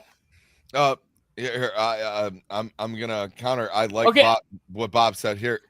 Lex would never team up with Joker. He's too smart, and it's the fucking Joker. Didn't like that. Here, let me tell you why you're wrong. To be fair, in that instance, Luthor was just taking advantage of a situation of someone like to do his dirty work for him and not be connected, and it shows as it progresses, it gets worse and worse off for him to the point that Joker has him tied up in his own warplane. Yeah, no. Here's the thing too. You always know, like I said, the Penguin is also a good thing. It's like a monkey's paw deal. Like if you deal with the Joker, same thing they did in the Red Hood. I like what they did in Under the Red Hood, which is the animated adaptation where Ra's al Ghul is going like, I should have never dealt with that madman. The thing is about the Joker is if you have like this big scheme, like this multi-villain scheme that's going a bunch of gun heroes, if you don't let the Joker play ball, he's just going to come after you.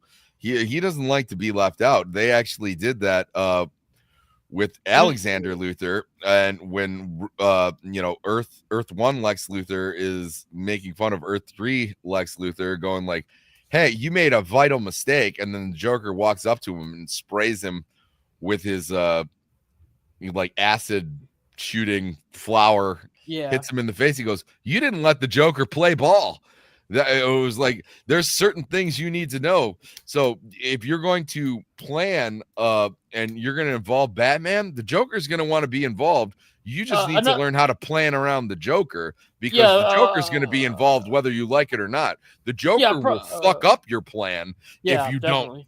You know, some of the best Joker stories is it's another villain who's actually causing the problem, and the Joker's like, yeah, I'm just here. Yeah, like, a prime example of like you got to include the Joker in, and he'll just kick in the door is like during the Justice League episodes where Luthor gathered a bunch of supervillains to take on the Justice League, and suddenly like Joker kicks down the door and goes like, "Hey, you didn't invite me. What the fuck?" Yeah. Like, I'm gonna be in on this. You know, I'm him. Bitches. Yeah. Well, you know, a wonderful example would be Batman: Mask of the Phantasm. Oh yeah. Okay, obviously the Phantasm is the mystery, right? But the Joker just gets himself entangled into this. What can I say? Yeah, just purely for spectacle. It's like, hey, this motherfucker's stealing my spotlight. I'm just too much fun.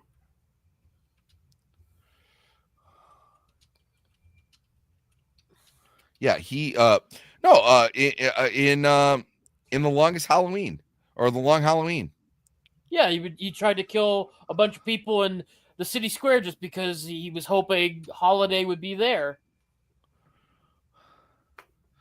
No, but he's like flying a plane around and ready to crop dust people. Yeah, but he was like, "Oh yeah, I know you're doing this other thing, but hi." Yeah, but I am here as well. But come on, Bruce, it's Christmas. And it all comes to fruition, you know, back at what it was like Future World. It looks like a World's Fair. And I'm so glad that we've sidetracked to me instead of Oswald the Penguin. Well, I mean, it always goes back to you, doesn't it? Let's see. Bobby asked a question that I was really interested in. You know, I'm not gonna waste time trying to find it. Mr. Freeze or Captain Cold? Like, who is better, or like who is winning a fight? Who's winning a fight? Freeze. I want to say Freeze. I like Freeze better. I'd say Cold. Yeah, I'm going to say Cold. The problem is Captain Cold, while he does wield, like, you know, ice weapons, he's not exactly immune to the frozen stuff himself. Mm-hmm.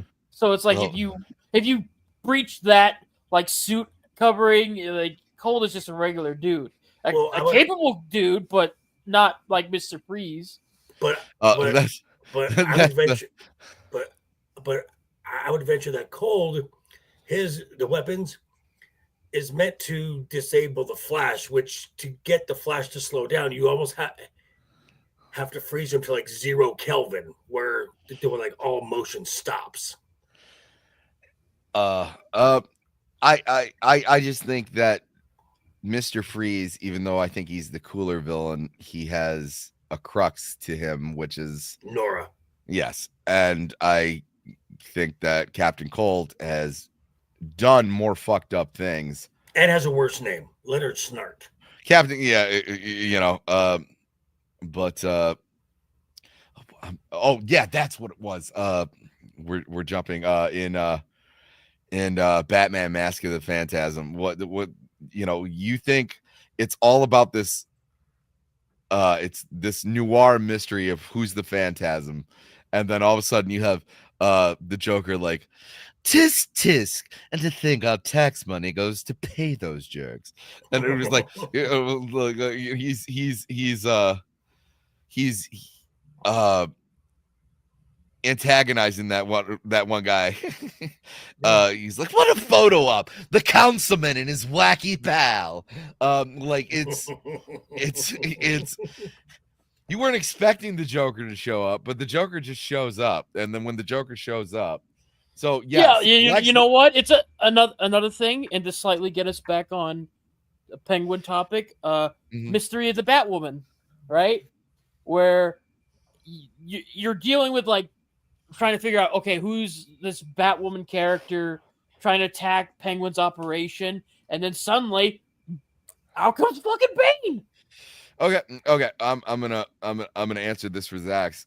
Captain Cold has worse shrinkage because Mr. Freeze's dick is at rest, is at sub-zero so temperatures. it will remain like the same shape and size. So at absolute zero, it's sunny and 75 for Victor Freeze. Back. Let's go back. Now we're gonna get into animation, and then we haven't even gotten into film, but animation is better. In all accounts, Ted Knight, he plays the Joker in Adventures of Batman, which is okay. The Scooby-Doo movies. Oh, I guess Ted Knight again is their Challenge of the Super Friends. Oh, great cartoon. Yeah, we're gonna get him. Really, I remember those cartoons on Cartoon Network, especially like Boomerang.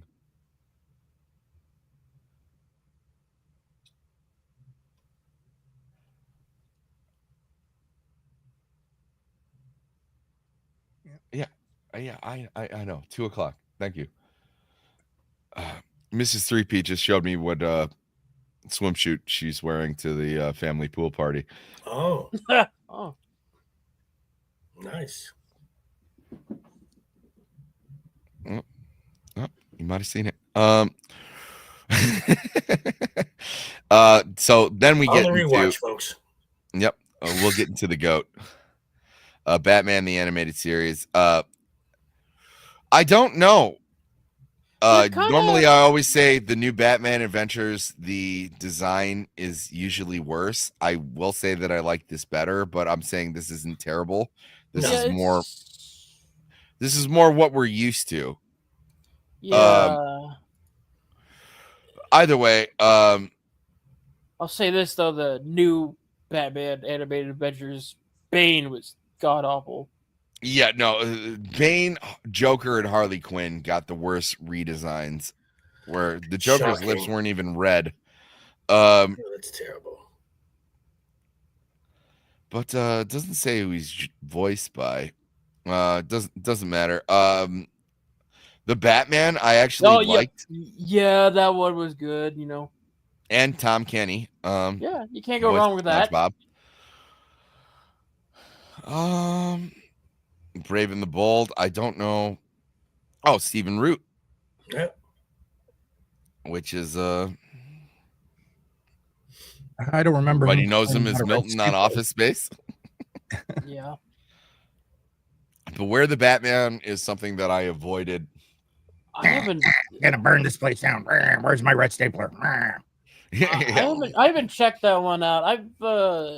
I just hate the 3D art design. I didn't like the Green Lantern show either, where they did the same thing. Oh my God, we actually have someone on Kick. Thank you. Oh God.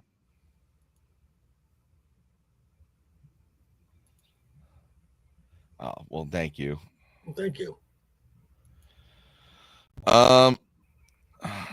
Yeah. So we have plenty here. Let's get into live action.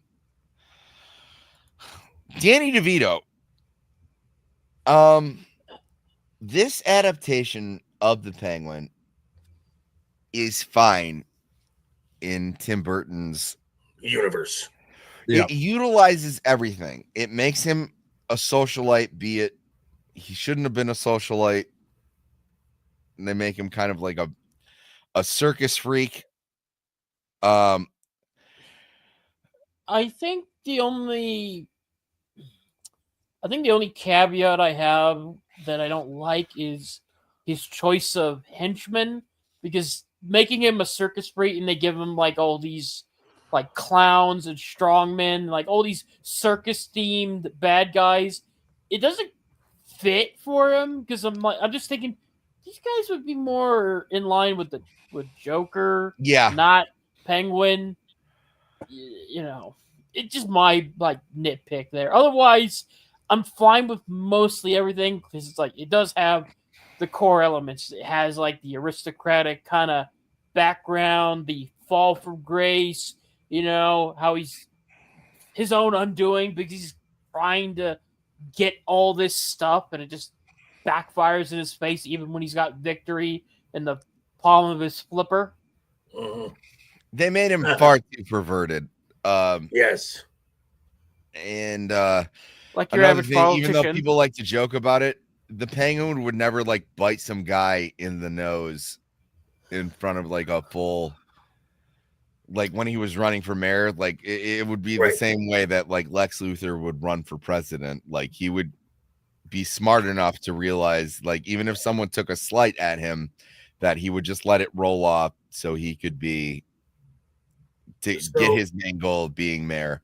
Right. So Batman Returns and Batman the Animated Series came out in the same year, and that might explain why they kind of have a similar look to each other. Oh, they definitely have continuity with each other. I mean, obviously, they're still using Danny Elfman's theme. Right. And I mean, we can just scroll up. There's a very. This is obviously Danny DeVito's Penguin, right? Like, this is, but everything that they missed, but cartooned down, cartooned and less like scary. He's not pale. He's not. They removed like everything the that more rougher edges. Yeah, they take off the rougher edges, but everything that they kind of missed in the movie, they get right in the show. Correct. Where he is an aristocrat. He's infatuated with birds. You don't even get that much. I think there's one scene where Michelle Pfeiffer like sticks the canary in her mouth. Yeah, and then he's about to stab the cat. But yeah, no, but there's very real like Joker moments. That movie is, there's so many things that they did wrong, but the things that they got right was great. So like my favorite moment in that entire movie is when Max Schreck is like, you're not just saving a man, you're saving a city. And Batman pushes him and goes, shut up, you're going to jail. And I was like, that's Batman. The part where it was very Penguin is where he puts that umbrella like helicopter noose on Catwoman, and he's like, go to heaven. Yeah, that's very much Penguin. They kind of screw up everything else. I don't recall the Penguin ever having 3 fingers or like flippers or anything. I don't recall him being a mutant. And like I said, the whole not being socialized aspect where he's willing to like bite a guy's nose nearly off for people who are helping with his campaign, or like a staff member. It wasn't staff though. It was a member of the press who just had, so I'm saying that's something that gushing blood. You, and it makes sense in the movie, but it doesn't make sense. Something where he wants to take all of Gotham's sons. And we got Vaughn Coleman. Hey, he's blonde, he's beautiful. He's got a comic of his own. And he, like me, is definitely a scholar of the medium. We are on the tail end of it, though. We're talking about different adaptations of the Penguin.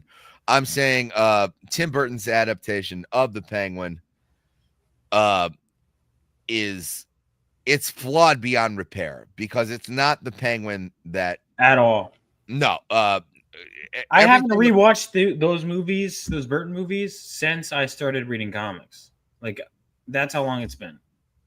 But it's funny. Apparently, Tim Burton did not want to put the Penguin in that movie. He wanted to do the Scarecrow or something like that.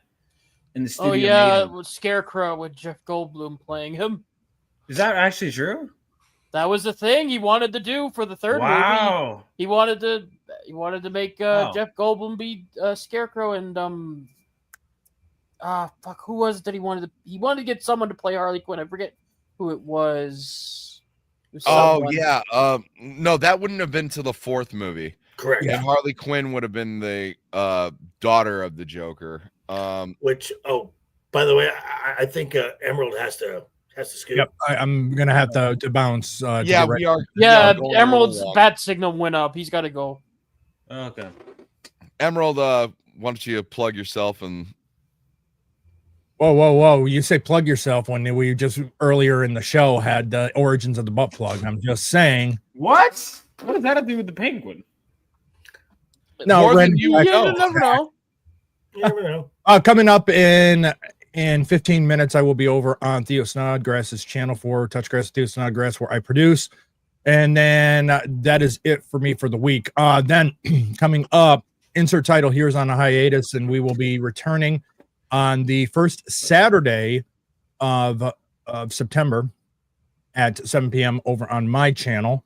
The show is Moving Times and Moving Day.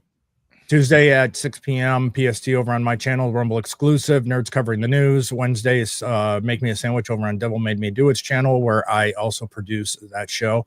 And then Iron Oxide's weekly Rogues Gallery on Fridays at 5:35 p.m., where I'm kind of playing a slight producer role. We're kind of doing some things in the background or things to come. And then I'll be back for next Saturday.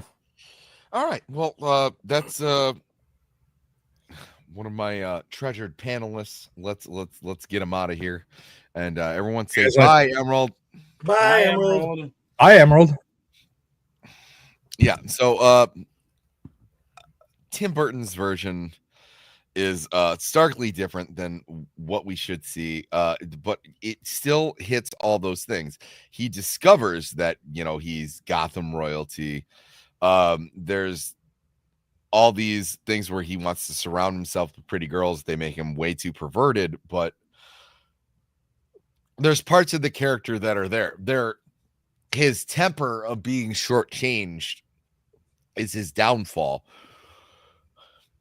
But he had the whole city hook, line, and sinker just bought into this story that he had very much like the Penguin. Yeah.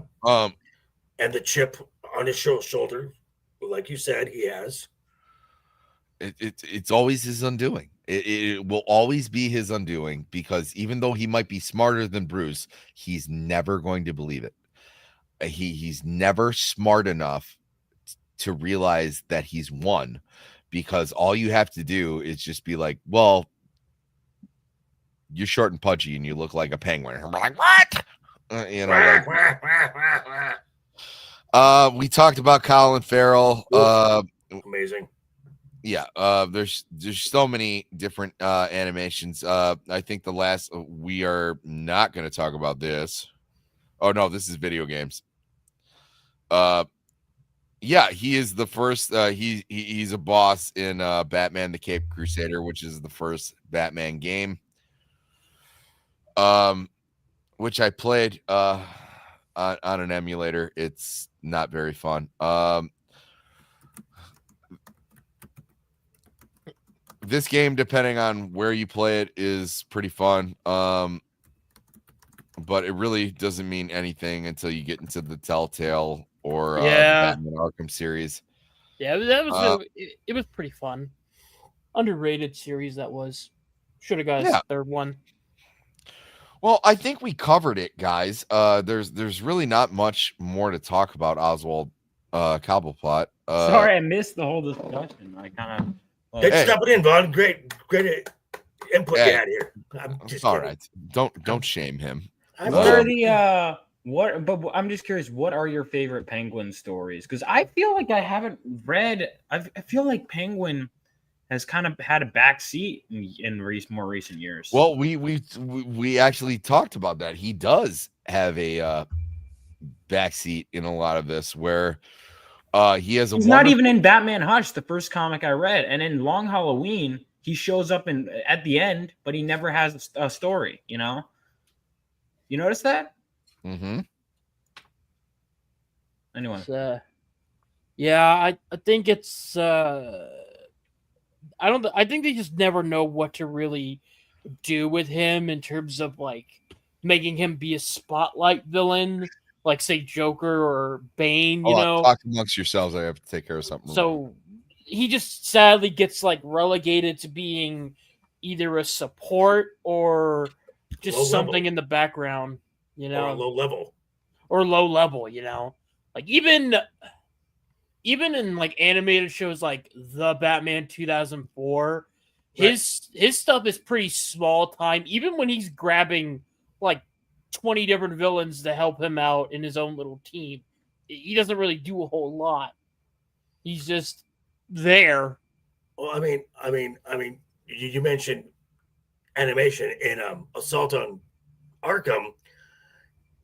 The government uses the Iceberg Lounge as a safe house for the Suicide Squad. So Penguin's there, but he's low level. Yeah, he's just there eating a bunch of fish. Right. And who ends up being the star of the show? Oh, that's right, me. I'm just saying.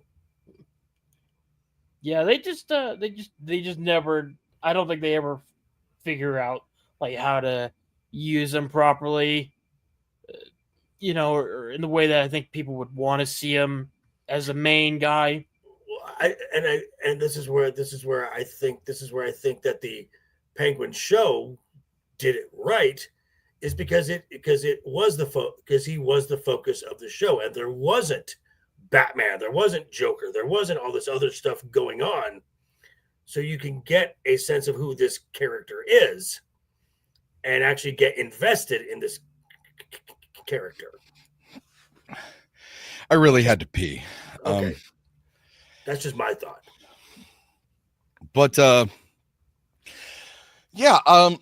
I don't think he deserves to be in the bottom 50 of IGN's 100. They had him at 51.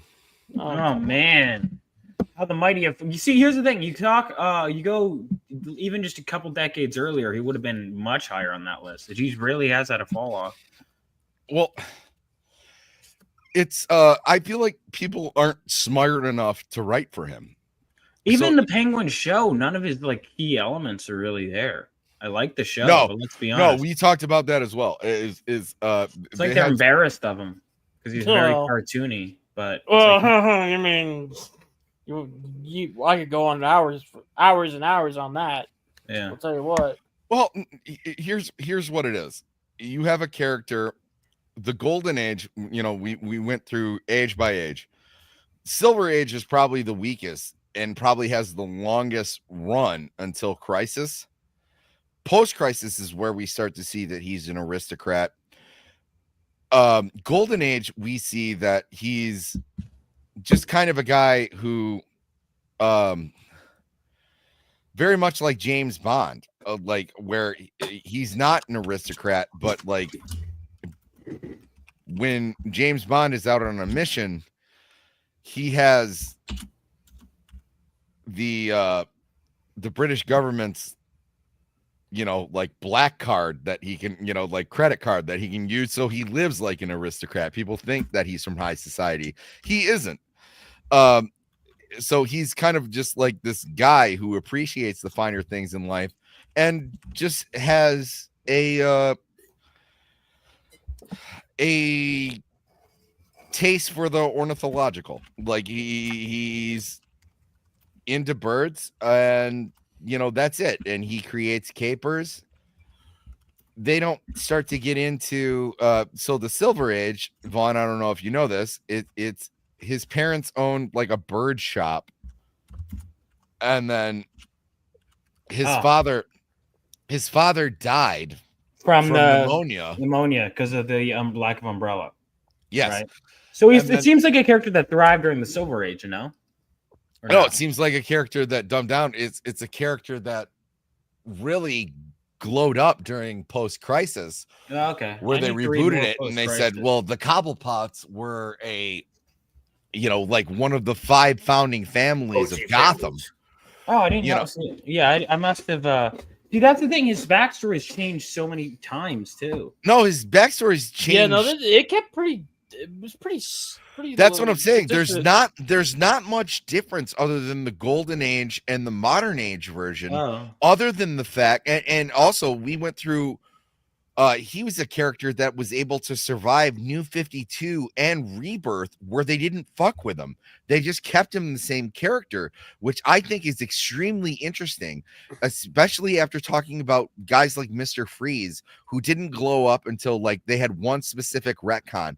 And then a better example would be the Riddler, who's a Golden Age character who managed to stay relevant throughout, even though his stories kind of dwindled here and there, but the Penguin and the Riddler are people who really weren't affected by the comic book code of authority, because their style of crime isn't something that had to be changed. Like the Joker had to be changed, where they, instead of just being a serial killer, now he's a bank robber and everybody gets hit with laughing gas. Well, it was like, well, yeah, well, you know what? The Penguin from the get had a machine gun umbrella. It's just he misses a little bit more. They had that whole thing about the pet shop in the Silver Age, and he did more Silver Age things during the Silver Age, where he was like, this museum has a golden penguin, and I'm going to steal the penguin because I'm a supervillain. And like, that's fine. Because it's the Silver Age and everything is bombastic and crazy in the Silver Age. When you start to get post-crisis, it's now he's this guy who's a reflection of Bruce. He has a chip on his shoulder, and he easily could be in the same social status that Bruce Wayne is, but he's also smart. He's just as smart as Bruce is, but his real reason that he'll never come into success is because he wants to take the easy way out in crime, and he won't believe it because he has such a chip on his shoulder because of his physical appearance. That will always be his undoing. There's plenty of times where the Penguin actually should win and has won, and all of a sudden Batman just has to be like, well, you look like a penguin though, bro. And then he's like, oh, fuck that shit. You can't, and it's just done with, because he is his own physical undoing. He is his own worst enemy. Eve 6, friend of the channel. But I'm saying there's a good reason that he's a wonderful villain, is because he is a match for Batman intellectually. It's just he has such a big axe to grind. He can't get over the fact that he's ugly. I gotta see. I've been like, I finished Claremont's X-Men. Now I should probably read some more Batman, because right now my short list is like Invincible, New Teen Titans. I should dive back into some Batman. Man. Invincible is I'll tell you, there's a good cutoff point for Invincible. Okay, because I just finished the Invincible War. Yeah, I mean, no, it's when they start to bring like characters back. Invincible, or what happens. Anyway, I was just mentioning a point that I should read more Batman, because I've been reading everything else lately. But I started comics with Batman. What do you think are the best Penguin stories? It sounds like you think post-crisis era is the best for Penguin, right? Oh, as far as I would read a lot of the Golden Age stuff, because it really sets up the foundation of the character, and this character goes all the way back to 41. Yeah. Also, I would also really like if you just like came in at the butt end of the show, because like it helps us come up with like a conclusion of what we. So I would start, because this character shows up in 41, and he's already realized he's this pudgy little dude, who loves everything like bird-wise, and he's willing to kill. He's willing to be a criminal. The one thing that they make blatantly clear, unlike most of Batman's villains, he's completely sane, and he's totally willing just to commit acts of extreme violence, not because he's crazy, just because for selfward momentum. He's willing to hurt people to change his his not only his economical status, but like just status in high society, in society. He wants to be respected, but the different reason is he does that through not even something that you could respect, like Black Mask, where he does it all through intimidation. He does it through back alley deals. He does it, like I said, if you do business with the Penguin, it's like a monkey's paw thing where you'll get what you ask for, but you're gonna get screwed over in another way. He's such an integral part of Gotham, is what I think I like about him. Just in every way. I think he works as both the mustache, or I mean, obviously no mustache, but the twirling villain. He works like those golden age things, but he also works as a mob type character. I think. That's where he got his glow up. He stopped being a guy with like 4 henchmen named after birds. I mean, you can and then started having his own crime syndicate. I mean, you can say that the Penguin is Gotham. Yeah, no, it's truly. He's a core. He's like a core pillar, like especially in the crime land, because it's like, okay, you have Joker, you have Riddler, and then you have Penguin. Like they are like core integral pieces to Gotham's like underworld, especially in a post mafia world, and now the city's overrun with supervillains and all their shenanigans. Well, I mean, I agree with that to a point. The mafia aspect should always be like a part onto itself. Like that's something that you can't get rid of just because it's so integrated with the infrastructure of the city. This is a man who's managed to do that outside of I know there's the Maronis and the Falcones, but there's also other ones. Right. Rupert Thorne would be a good example too, where there's established villains with like great crime syndicates. This is a man who's managed to work with all of them. I mean, and then build his own empire. I mean, that's not something that happened until post-Crisis of Infinite Earths. I mean, I look at this. It's also a person that you should be able to arrest and then gets off because he's Gotham's royalty. It was like, oh, what are you talking? The Cobblepots would never debase themselves to do such a thing. Like it's insane that you would even ask this of me. I mean, I was just to say, just from what I've learned here, that the Iceberg Lounge is also a casino. He's the mob when they came to Vegas and established Las Vegas. I mean, they ran the city. So I think. So Penguin's gonna get Sharon Stone to like steal half of his shit. Yes, twice, yes, because of Sharon Stone. Yeah. So what'd you say? Damn that woman, Sharon Stone. I mean, she ruined everything for Robert De Niro's character. Oh, we're talking about Casino? Yeah, that was the joke I was making. I love that movie. Good one. Arrogant little bastard. I fired him the next day.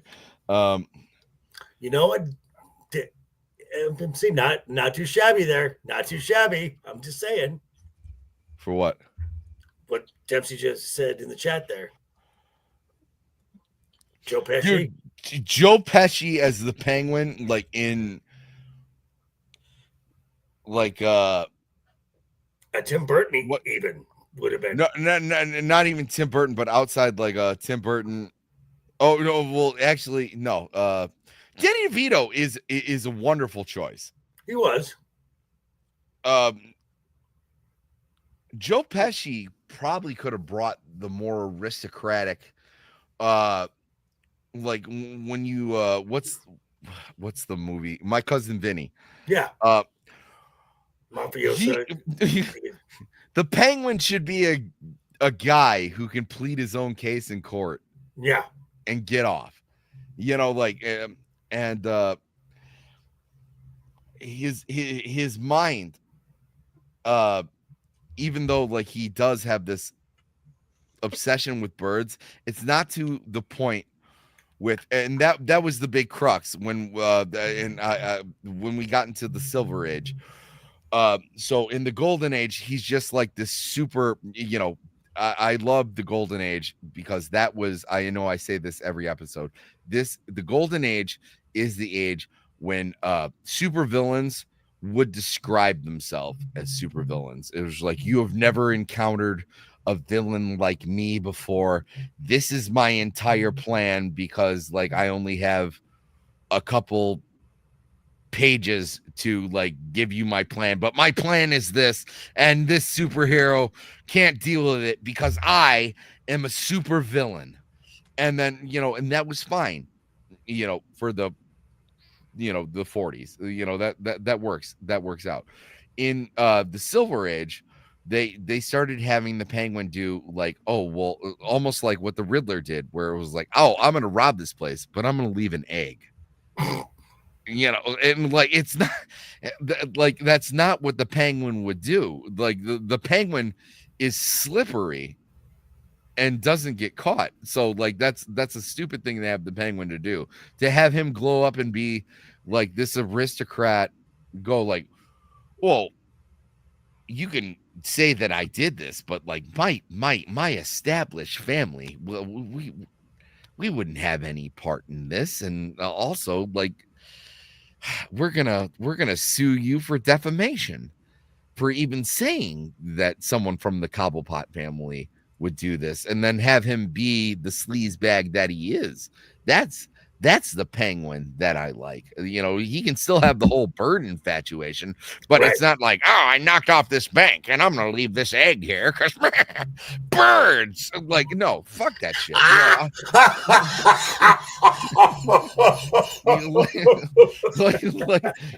Like I don't like Silver Age Penguin at all.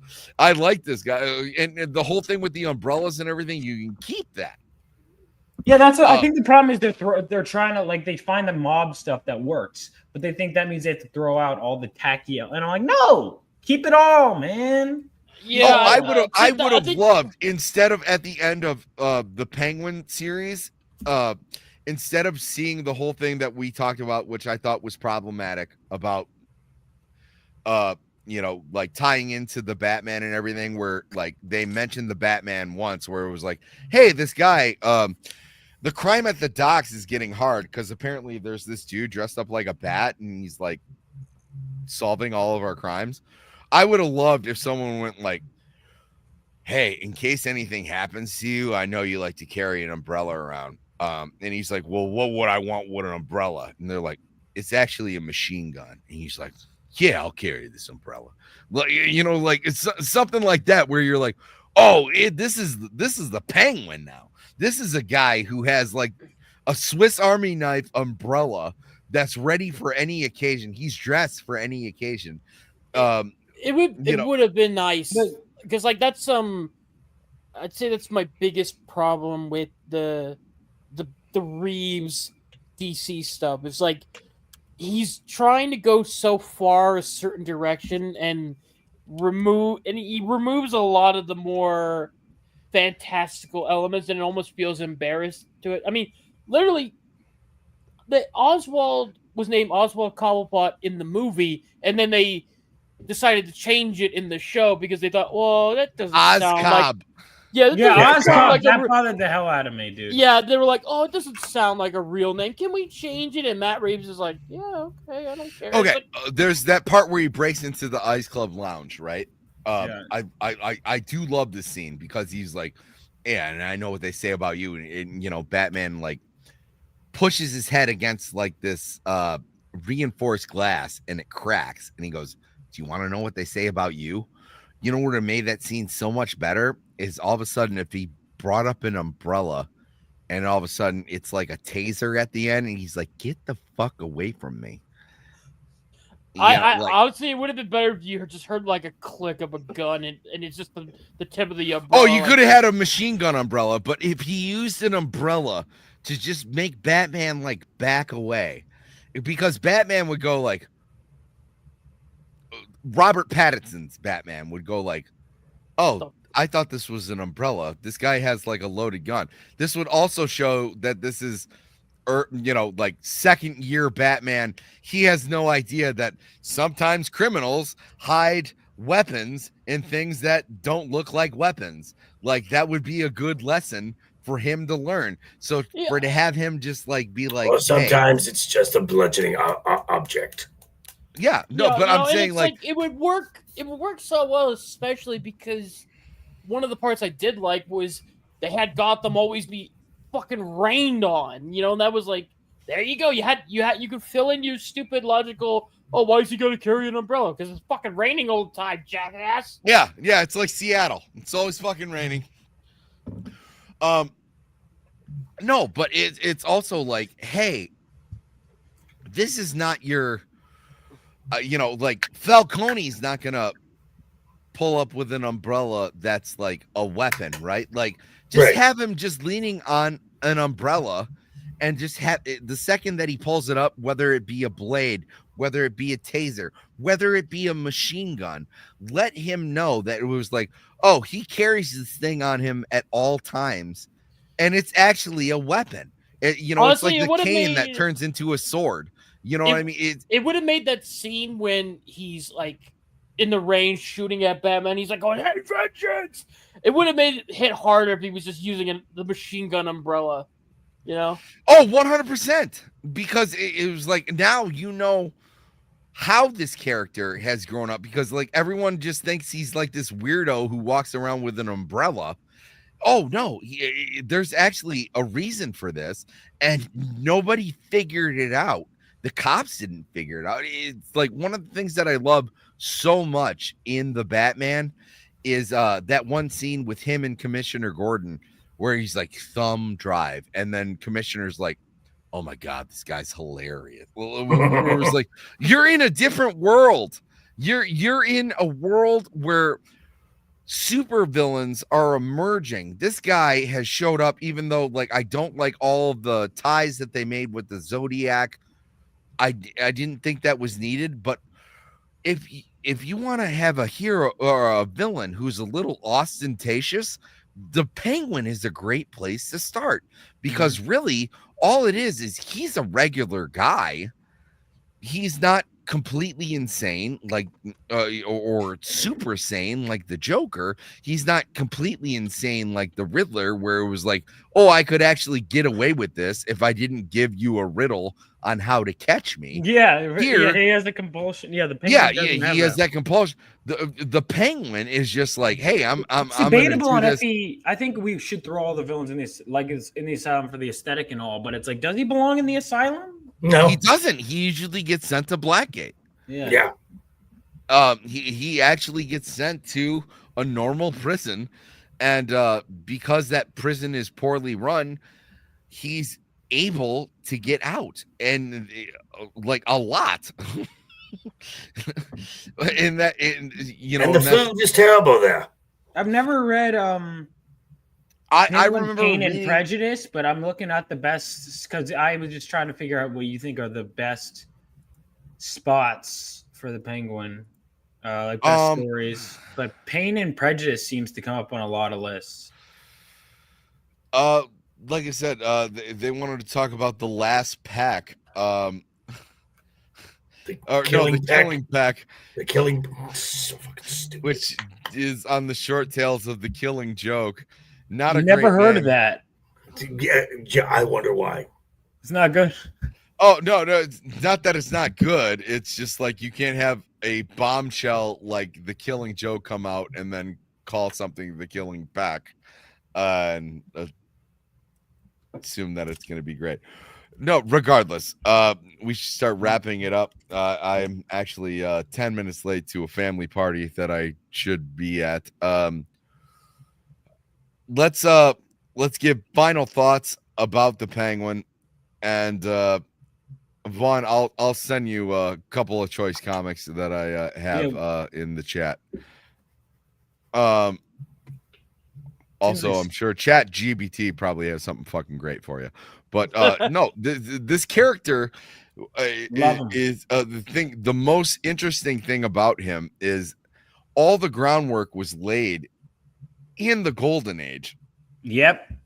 They kind of go off rails in the Silver Age, and then when they bring it back to the Golden Age, it was able to supersede the New original. 52. Mm. The New 52 wasn't able to screw up this character because the glow up in the the glow up in the Bronze Age, which they don't even have a Bronze Age article on this because they use him so sparingly. The only reason he's in prominence is Burgess Meredith and Danny DeVito. That's something that's entirely so the Riddler had systematic appearances in the comics. They used the Penguin sparingly, and the reason that they use him sparingly is because he's a background character. He might be just as relevant as any other crime boss, like Sal Maroni or Carmine Falcone, but the fact that since he operates in the shadows, you don't have much on him, and even so much that sometimes he's used as an informant. This is a wonderful character. This is someone who when pressed will kill, but it's all vanity, and that's the only reason that he's so ostentatious about his crimes. It's the only reason that he does these things, and all of it is because he felt that he was shortchanged in his rich comeuppance. What a better character could you have to reflect Bruce Wayne than a guy who had the exact same upbringing, besides, like, his parents getting murdered and, taking up a bunch of children and raising someone like Jason. Dead puppies. Dead puppies. Dead puppies aren't much fun. R.I.P. Jason Todd. Friend of the show, Jason Todd. Forever gone, but not forgotten, because he lived. He's not a friend. But no, it's someone who could actually really overcome all of these things of a crime-ridden city. Someone who I'm not even sure is Bug is Oswald the member of the Court of Owls? I don't think that he is. Not to my knowledge, no. But for all intents and purposes, should be. You would imagine that. I think the only time I don't think I've seen him ever have any connection to him was like the Gotham Knights game, where he sort of had a connection, but he was more of like he was aware of them and just terrified of them. That was kind of it. Yeah, no, that's kind of what I got. But for all aspects, I'm sure he got an invite. Same as Bruce, same as Hush. Everybody who has been on the upper side, the aristocrat class of Gotham, everybody should have gotten their formal, informal mention of the Court of Owls. This is someone who hasn't. This is someone who has grinded out a reputation for themselves, even though they didn't have to. And the only reason that they didn't have to is because he hates himself. And that's an aspect of the character that should always be prevalent, because this character should not love himself. This character should always feel like he's on the back heel. This character is someone who thinks he got screwed over, even though he was in the higher echelon of the social ladder. The hierarchy. It was like this is a man. what's that great quote from Game of Thrones? A man who says he's king will He's never be clearly king. not the king. Yes. Yeah. You know, and that's truly what he is, because he could be if he just had enough confidence in himself, but he doesn't. He's smarter than Batman. He's, you know, which is insane. Because Batman is probably one of the smartest guys on the chess table, and you have this guy who puts himself on the sidelines, basically, because we went through his entire character establishment. He's nowhere to be found in a lot of modern comics. And now, granted, I'll say that's because a lot of modern writers don't know how to write for him, but I'm also going to say it's because he only strikes when the getting's good, and he thinks that he has an upper level or an upper advantage on people, and that's not always what that is. So when you see him in situations like No Man's Land, that's where he truly flourishes, because like that's when he can actually do some work. But otherwise, he's a laughing stock. There's you know, like, you're never going to be smarter and more formidable than Bane or Killer Croc or these guys who can like tear you to pieces with their bare hands. You're not going to be as stylized as Riddler or the Joker. You know, so they and also, you know, everybody rules that he's completely sane. So he's in this wonderful little pocket in Batman's rogues gallery where it was just like, what do we do with these guys? Or what do we do with this guy? And I feel like there's a lot of writers who have them at their disposal and they don't use them, not simply because they don't want to, simply just they don't have the talent to use the Penguin. I feel like a good Penguin story only comes along every couple of years because like, I don't think Tom King's ever going to write a good Penguin story.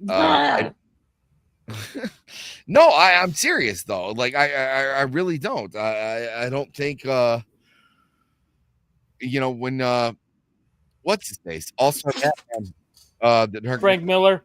Yeah, I don't think Frank Miller could write a good story with I feel like the team of Sale and Eob could write a good Penguin story, but frankly, you know, like that's not available anymore. But like, those were, you know, that was a team up where they totally understood what the character is. They break down those characters like Hulk, Gray, you know, like all of their Batman tales. They were able to break down this character and get and what I want the viewers of this stream to understand is like the fundamental understanding of what this character should be. Tim Sale and Jeff Leo were great at doing that in whatever it's Spider-Man Blue. I encourage anybody who has any knowledge of Spider-Man to sit down and read that.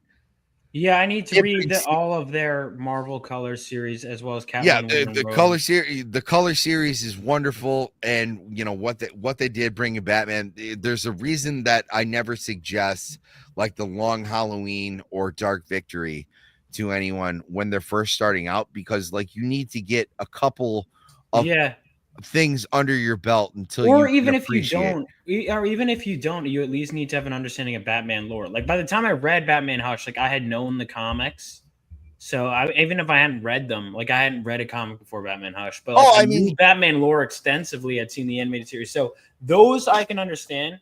You have to have an understanding of Batman to appreciate that, and Long Halloween. No, I completely agree, but like, it doesn't resonate the way that it was if you don't have that understanding. Like, there's a certain amount of appreciation you need to have with the characters and where these characters stand within the mythos. Like, Poison Ivy is never going to be as dangerous as like Black Mask or the Joker. Or I mean, Poison I Ivy. would argue when we get to her, she's probably the most powerful Batman villain in a lot of ways. She might be, and especially when you bring in things like Swamp Thing and stuff like that. But the thing is, just like Mr. Freeze, she's zealotous, and she has her eyes set on one thing. The reason the Joker is so dangerous is because he doesn't care about anything, and he just wants to show up and cause chaos. You know, there's a reason that the Riddler is more dangerous than Poison Ivy is because he's smarter than she is, and he's going to set up elaborate crimes that put people in danger where he doesn't care if Batman solves the crime or not. He wants to be smarter than Batman. If people die, well, I mean, that's just, you know, cannon fodder in the game. That, you know, it's all a game to him. The Penguin is the same way, where it doesn't matter if you've done something to make a deal with him. He has his ulterior motives. He will back against the wall, will kill. Poison Ivy just wants to save plants, and you know, like she's a representative of the green, and you know, as long as you're not like hacking down rainforests. Oh wait, sorry, real quick, because I love talking about this forever, but just looking out for you. Didn't you have a family party? Yeah, like half an hour ago. My parents are like a block away. Oh, okay. Okay. I was just saying, like, we didn't want to get. My wife came down could and talk went, about "Hey, this is my for- bathing suit okay?" And I was like, "Yeah, you know, you're gonna look fine." I don't give a shit, and I'll be there in ample time. I don't want that to screw up a good Batman conversation. Also, no one has texted me going, "Where are you?" because they knew that I had my podcast. That's good. I gotta read more Batman stuff, dude. I think I'm gonna marathon like Invincible, and then I don't. But the thing about Batman, one of the things that he's easy to jump into, but it's like there are long runs, but I could also just pick any story and go. And I think we should do, especially if we want to do like Sammy something on my show. We should like at some point just pick Batman comics to discuss. That would be fun. Oh, you know what I really love to do, honestly, is some of the best, most.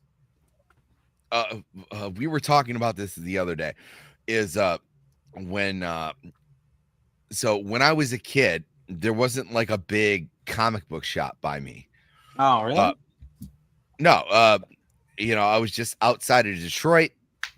What you got was that like 4 different places that like sold comic books, and they were on like the spinning rack. You know what I'm talking about? Like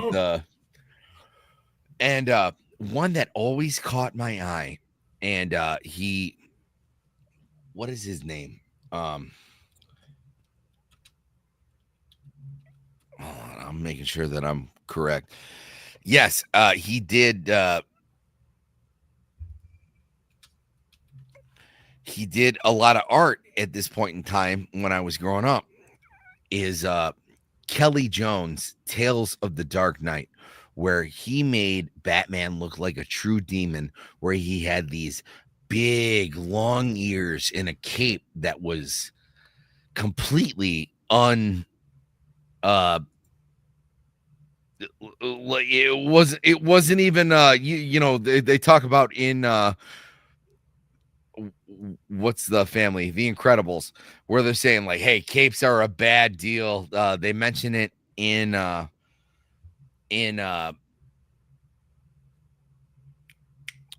Watchmen, where they're saying, hey, this guy got his cape stuck in a revolving door. Capes. Huh? No capes. Yeah, no capes. Incredibles. Yeah. But Kelly Jones, the way that he drew Batman was truly and his run on Deadman was incredible. But what is it? Tales of the Dark Knight.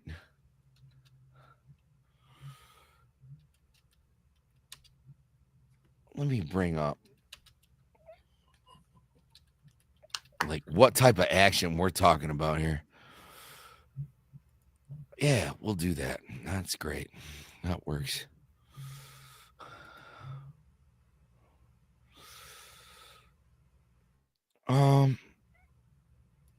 Yeah. Where he's big, he's menacing. If you saw this in an alleyway, Oh yeah. Oh yeah. you know, you would be like, this is a true demon. You know, like there's always that famous one where the Joker has his head out of a I mean, even the way that he draws Bane.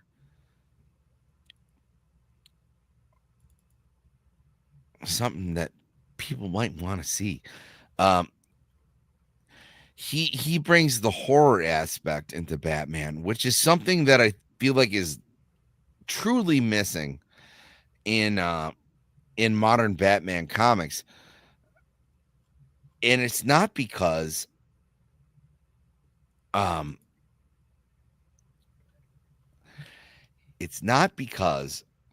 think that obviously Batman Incorporated was a mistake. There should be an aspect of when you're committing like a small town crime, when Batman lands in front of you, you should be afraid as a small time crook. Like this is you know, what's the quote from the first from the first issue is criminals are a superstitious and cowardly lot. Mm-hmm. And that rings true. They do it so well in the Batman. Yeah, because it's like it's just the mere sight of the signal makes certain criminals like double check. They're like, oh shit. Yeah, they do it. They do it in the Dark Knight too, where it was like, nah, not tonight, man. And it was like, dude, you got a better chance of winning the Powerball than running into him. Like there's this aspect of Batman that one I hate about Kelly Jones. No, I hate about Batman Incorporated. Yes. This, even though this is I think this is Batman Red Rain or Red Mist. Oh, this is Nightfall. Yeah, but look at that. Like if you saw that in an alleyway. Yeah, dude. All right, so some of the stuff I honestly would love to go through. Sammy, we're gonna have to talk about Batman stories to cover, man.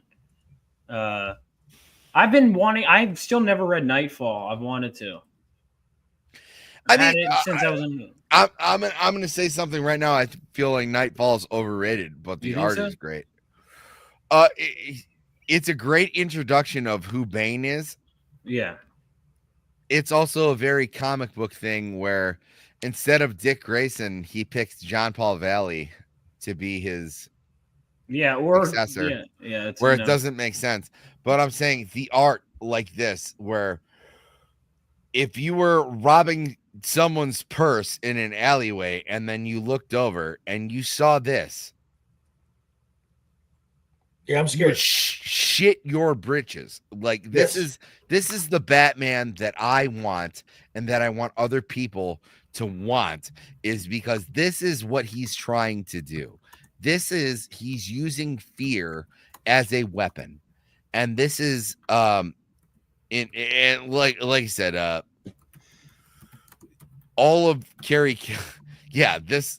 Hold on. Can we have? Yeah. Look, the extended long ears, Vaughn. Yeah. Oh, Kelly Jones. Oh my God. Yeah, Kelly Jones is. He also did a wonderful adaptation of Frankenstein. That is, if you like his art. But where's probably the most famous? Yeah, this is probably the most famous Carrie Kelly cover. And you have the Joker in like a basket of snakes, and you have Scarecrow. You have the Scarecrow looking to creep up on him, but like the cape is so insanely long, but the ears are, and this is the cover Nightfall. I was like, I've seen this cover everywhere, but it's such a great adaptation of what it is, where actually the Scarecrow is the problem in this thing. And then wouldn't you know it, I open this basket and it's the Joker. Filled, like Hi, Maxie. it's perfect. It is a perfect cover where it was like, here we got the actual problem here, and then wouldn't you know it, we got this fucking asshole. It's great. And like I said, I love the elongated ears. Those ears are insane, though. They are, but oh, this is a good one too. This is great. Poison Ivy, that cover is great, but she needs more cake on that cover. That's my one critique. I mean, yeah, just how long the ears are. Just it is. What I'm talking about with this is it's not the realism of the situation. Oh, of course, we have this, which is probably one of the most famous Batman covers ever, but it's his style, and most of it was shadows of the bat. It's you took something, and what is if you're trying to be a suburban ninja, having something that comes 3 feet off your head would probably be problematic, but it looks so cool. And that's something that I feel like Kelly got, and not a lot of other people did. Even in this Poison Ivy one,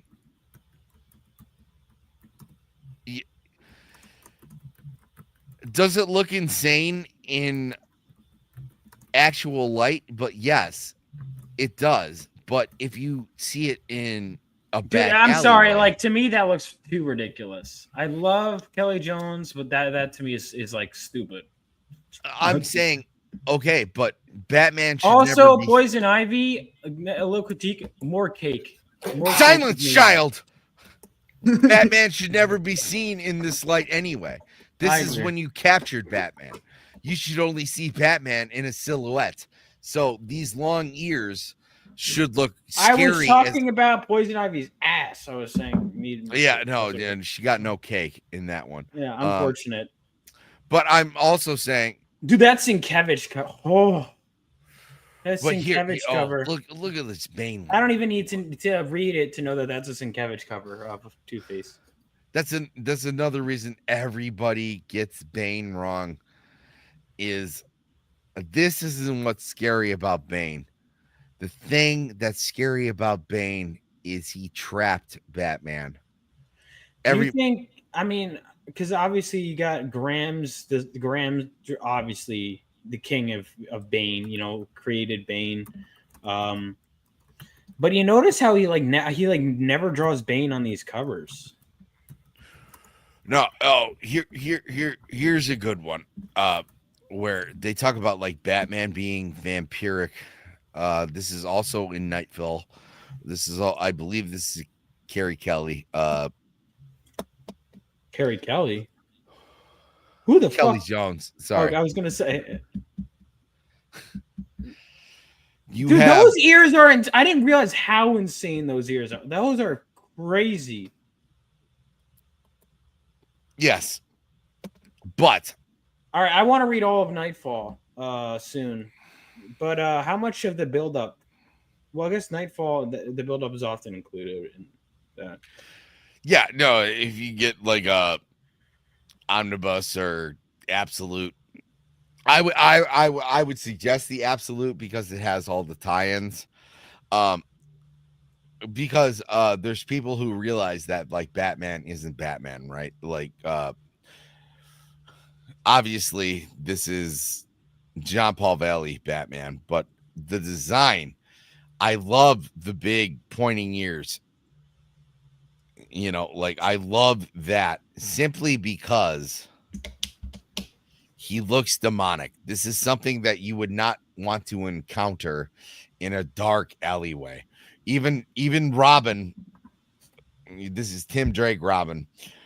No, I don't see just Batman beating someone with a spiked bludgeon. That's not what I'm talking about. But this is very Crimson Mist, vampire Batman, those long ears. This would actually scare the shit out of people, right? Like this is actually a Batman costume that I would say is truly intimidating, because one, it nerfs himself because the cape is too long, the ears are too long. The fact that he's willing to put himself out there is he's going to beat the shit out of you regardless. It doesn't matter. But, I think the design's cool. But there's also kind of a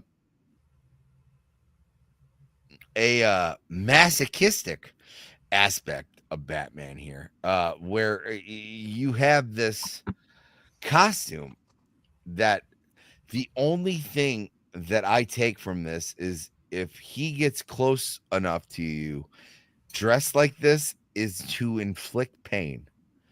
I wouldn't say like, hey, this guy's here to help me balance my checkbook or help me do my taxes.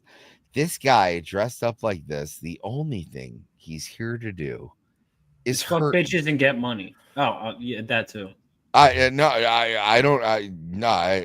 feel like there's money. There's no money in any equation in this. The only thing about this costume is to spread fear. And that's why I love it so much, because the silhouette of this costume is so much scarier than any other, because the big tall ears, like I said, none of it works if you try to do it in live action, right? Oh, it's not practical. Not at all. But it's also a stylistic thing too. Yeah. But like I said, on this is the most intimidating Batman that we get, because he's truly leaning into that. Dude, Robin looks like he's in his fucking 50s though. Look at that face, bro. Yeah, no, he looks like the leader. He's got quite the forehead. But I will say, it was like, this is the Batman I like to see, where they're going like, oh, we just finished mugging this person, and then someone like lands on you and goes like, and, yeah, we're like, oh, I'm a what is it? I'm a superstitious and cowardly lot. I must flee. Like this would scare the shit out of me. Okay, like I'm not trying to steal gas if this thing jumps on me. Okay, I'm not trying to be. Hey, Sammy, real quick. I'm sorry, I hate to, because we have to go. I have shit to do. Let's find one more, and then we'll give everybody a send up. That is so Sammy. We gotta go. All right, one more. Dude, hang on. That looks like Batman is in awe of Bane's penis, that cover. Oh, God. We'll do that. Look at that, dude. Come on. How is that? Like, look, it's cool, but like, okay. How am I supposed to? Never mind Bane's glowing penis. Look at how Batman is designed with the tall ears and the cape. Just feels like it's impossibly long. I love Bane's golden penis. That might be a byproduct of the venom. You don't know. But might not provide shrinkage. I'll have to ask Graham. I'll be like, hey, Graham, just curious. So, like, is because he designed the character, I'll be like, all right, is Bane packing? What's going on? Next time I see him at a con, I'll be like, all right, how big is Bane's penis? I have been. Graham, does Bane does Venom provide also act as a performance enhancer? I have been in. Or is it like a steroid where it gives you small testicles? I have been in talks with Chuck Dixon, and every single time he's like, "Well, I don't want to talk about Bane," and you're like, "Well." Yeah, Graham, even before I interviewed him on my channel, he was like, yeah, I don't want to hear Bane's origin. I don't want to talk about it for the 100th time. And I get it, because he's done hundreds of comics, and it's like this one character. Well, can you put me in touch with Graham? Because, like, he's totally, like, abstinent. I was like, I'm not even trying to talk about Bane. I'm trying to talk about his significance. Yeah, I could get you in. Yeah, I'd love to get you in contact. I would love that, but it doesn't matter. I don't want to look needy on my own show, but yeah, if you could give me a talk with Yeah. let's go down the line here and ask everybody where they're gonna be. Oh my god. Okay, that's better. We'll start Vaughn. Yeah. I believe you have a GoFundMe. A Kickstarter, baby. You're not just funding me, you're getting the product, because I don't think GoFundMe allows that. So if I just put the link in the private chat, I can share my screen if you want. Here, yeah, put it in the private chat. Let me just do this. I just noticed you have a spelling error for penguin. Penguin. Wow. Penguin. Oh, I do. Yeah, no, that's me playing 4D chess. I was trying to get people from Reddit. So if you're on Kick too, I see. Is that worth streaming? What I'm always trying to expand. No, from right now, unless I'm talking about how Hassan Piker is a terrorist, then like no one wants to hear what I have to say on Kick. But Rumble is probably the best one to go to. I still need to use it. I never use it, and I should. It's garbage. By the way, Vaughn. I'm about to be an hour late to this family party, so like, Vaughn, what do you got going on? So if you want to share my screen real quick, I'll go through fast. So Phenomenova is a superhero story set 20 years after World War III and follows the son of a veteran who strikes out to become a hero. But issue 3, we're turning around. We're finally introducing the title team as they try and stop a group of supervillains at a nuclear reactor. It's $15 the issue, and then we could also catch up on previous issues. We got digital options as well. It's $5 an issue. Whatever you decide to get goes towards the production of the book. We're so close to 10K. We're so close to 250 backers. We have only 8 days left. So if you guys are interested, make sure to scroll. If you like Zach did a cover for this campaign. We also have the original artwork for Zach's cover, as well as some other original artwork available on the campaign. Tons of great stuff. And we got some other really cool projects in the works. If you're an artist, we have a fan art contest. And if we hit 12K, we have 8 days left. Everyone gets a trading card with this art right here. So what are you waiting for? If you haven't backed Phenomenova, you should absolutely head on over and make that happen. I will say it's an insanely great story. It's not something that you would expect from like an indie comic. This is somebody who has actually done the research and they're writing a really good comic, and you should be grateful that we're getting this. This is as good as I would say is like Kyle Rayner getting like the Green Lantern ring. Like this, really? This is really, really good stuff. The only other person that I read like on the level of this is you know what? I'm not gonna mention someone else's comic while I'm plugging. No, it's okay. Go ahead. It's comparisons are good. I really love what Joe Sontag did with his Reaper Destroyer comic, where he was like, "Hey, if you really love 90s comics," and I will add Joe's link in myself. He's got a comic called Reaper Destroyer. This is everything like unadulterated Image comics like in the 90s. This is someone who has taken the time to study comics as a medium and look at it. I was actually blown away with the story. The first one, great. The second one, better, where the story grows and you want to see where this goes. I'm hoping that you'll do like 4 or 5 issues and do like an omnibus. I think I'm gonna, it wouldn't be an omnibus, but I'm thinking of doing because initially it was an 8-issue arc, but I might actually cut and do a collected with 4, but we'll figure that out. Either way, if you want loaded with first appearances. So this is the best time to get it. And again, we have limited covers. If you liked issue 2 and you thought 2 was better than 1, Sam, did you say that? You thought 2 was better than 1? I thought 2 was better than 1, yes. Then you'll think 3 is the best one. 3, I think I'm getting better with every issue because I'm better at trimming the fat. I'm happy to see that. Which there's plenty of people who have posed to me their stuff. Your story is evolving where I would truly like to see where this goes. It doesn't feel like you've stolen from anything else. We can talk about the self-insert thing. Yeah. What are you talking about? I don't look anything like my main. You look nothing like me. Nothing like me at all. No, honestly, anybody who says that, they haven't read it, because it's nothing.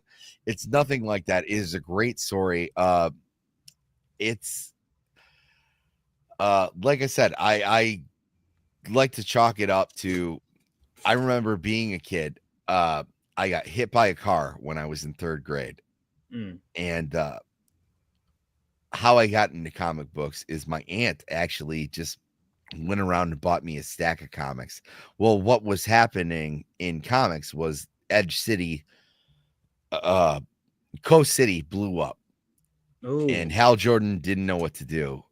And I had no idea about the Guardians of the Universe and anything like that. I was reading Green Lantern. I was reading Wally West Flash. This very much is in the veil of that, where like this is the proper way to introduce a new character into an established world that already has superheroes. And it's something that comes from a long appreciation of like how you should do comic books, and I really do implore any of you to like get on board and watch this and read this.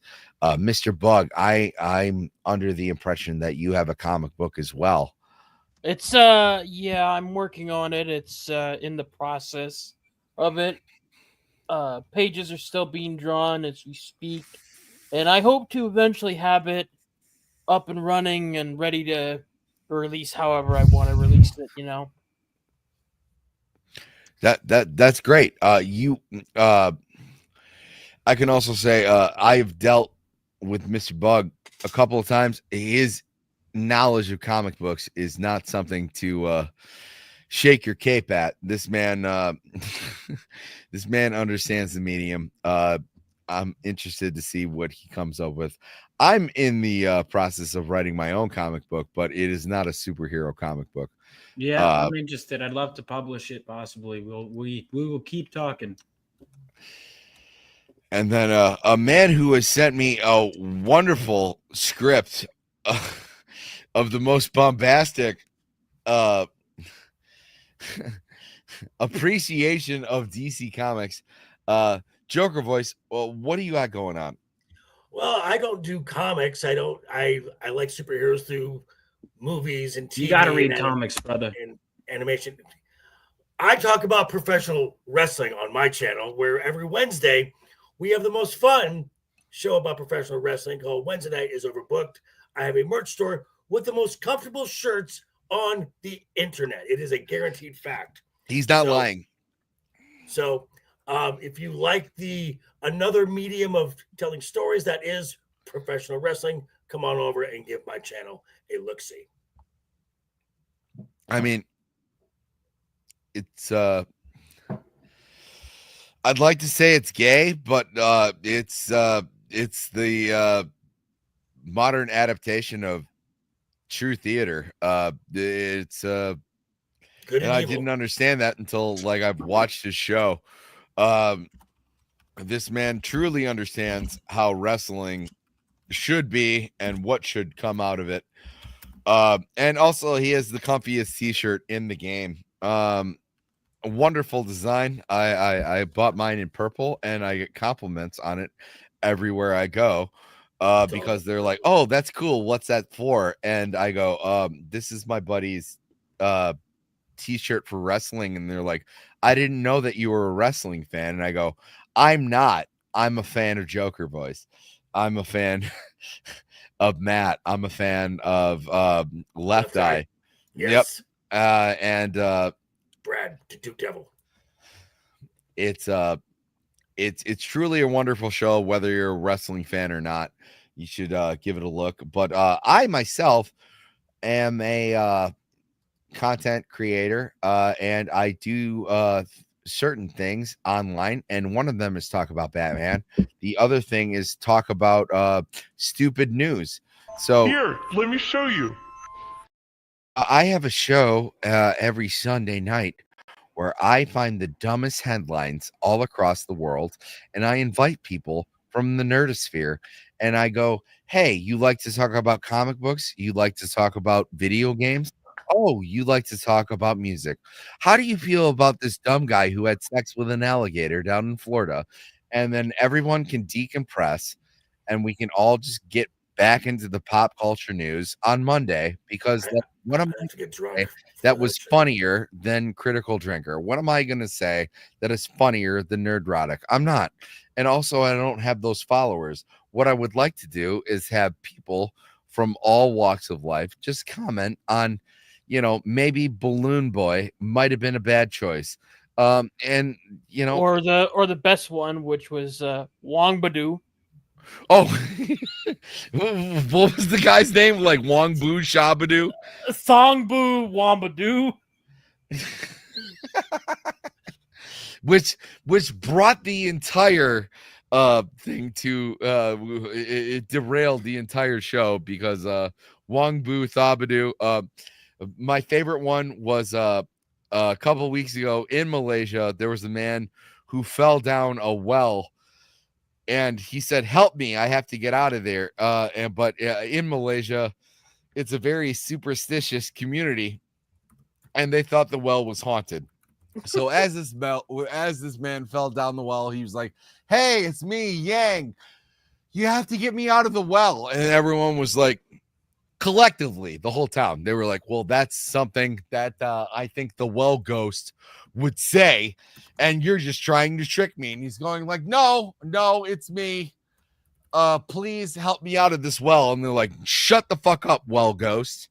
And they eventually rescued him after 4 days, and hats off to Yang for surviving the whole ordeal, and fuck you for that entire town for saying that Yang was a well ghost. But that's just the type of hard-hitting news you're going to get on in other news. Anyone have any thing they want to get out before this stream ends and I eventually get yelled at by my... I don't think so, but I just got to get right out. But anyway, check out my Kickstarter, check out my YouTube. I got to head out right away, but I'll see you guys next time. Yep, Peace. same bat time, same bat channel. Come on. Yes, Batman, clad in the somber costume which has struck terror to the heart of many a swaggering denizen of the underworld. Bob? Gun.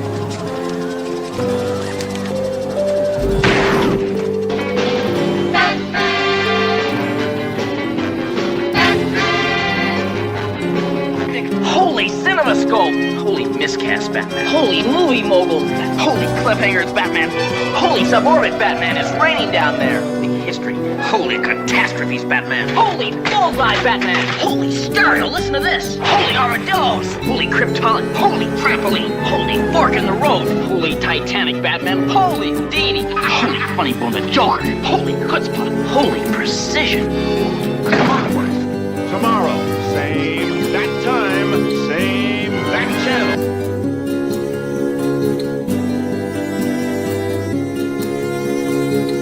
The monster who took you from me will soon learn that revenge is a dish best served cold.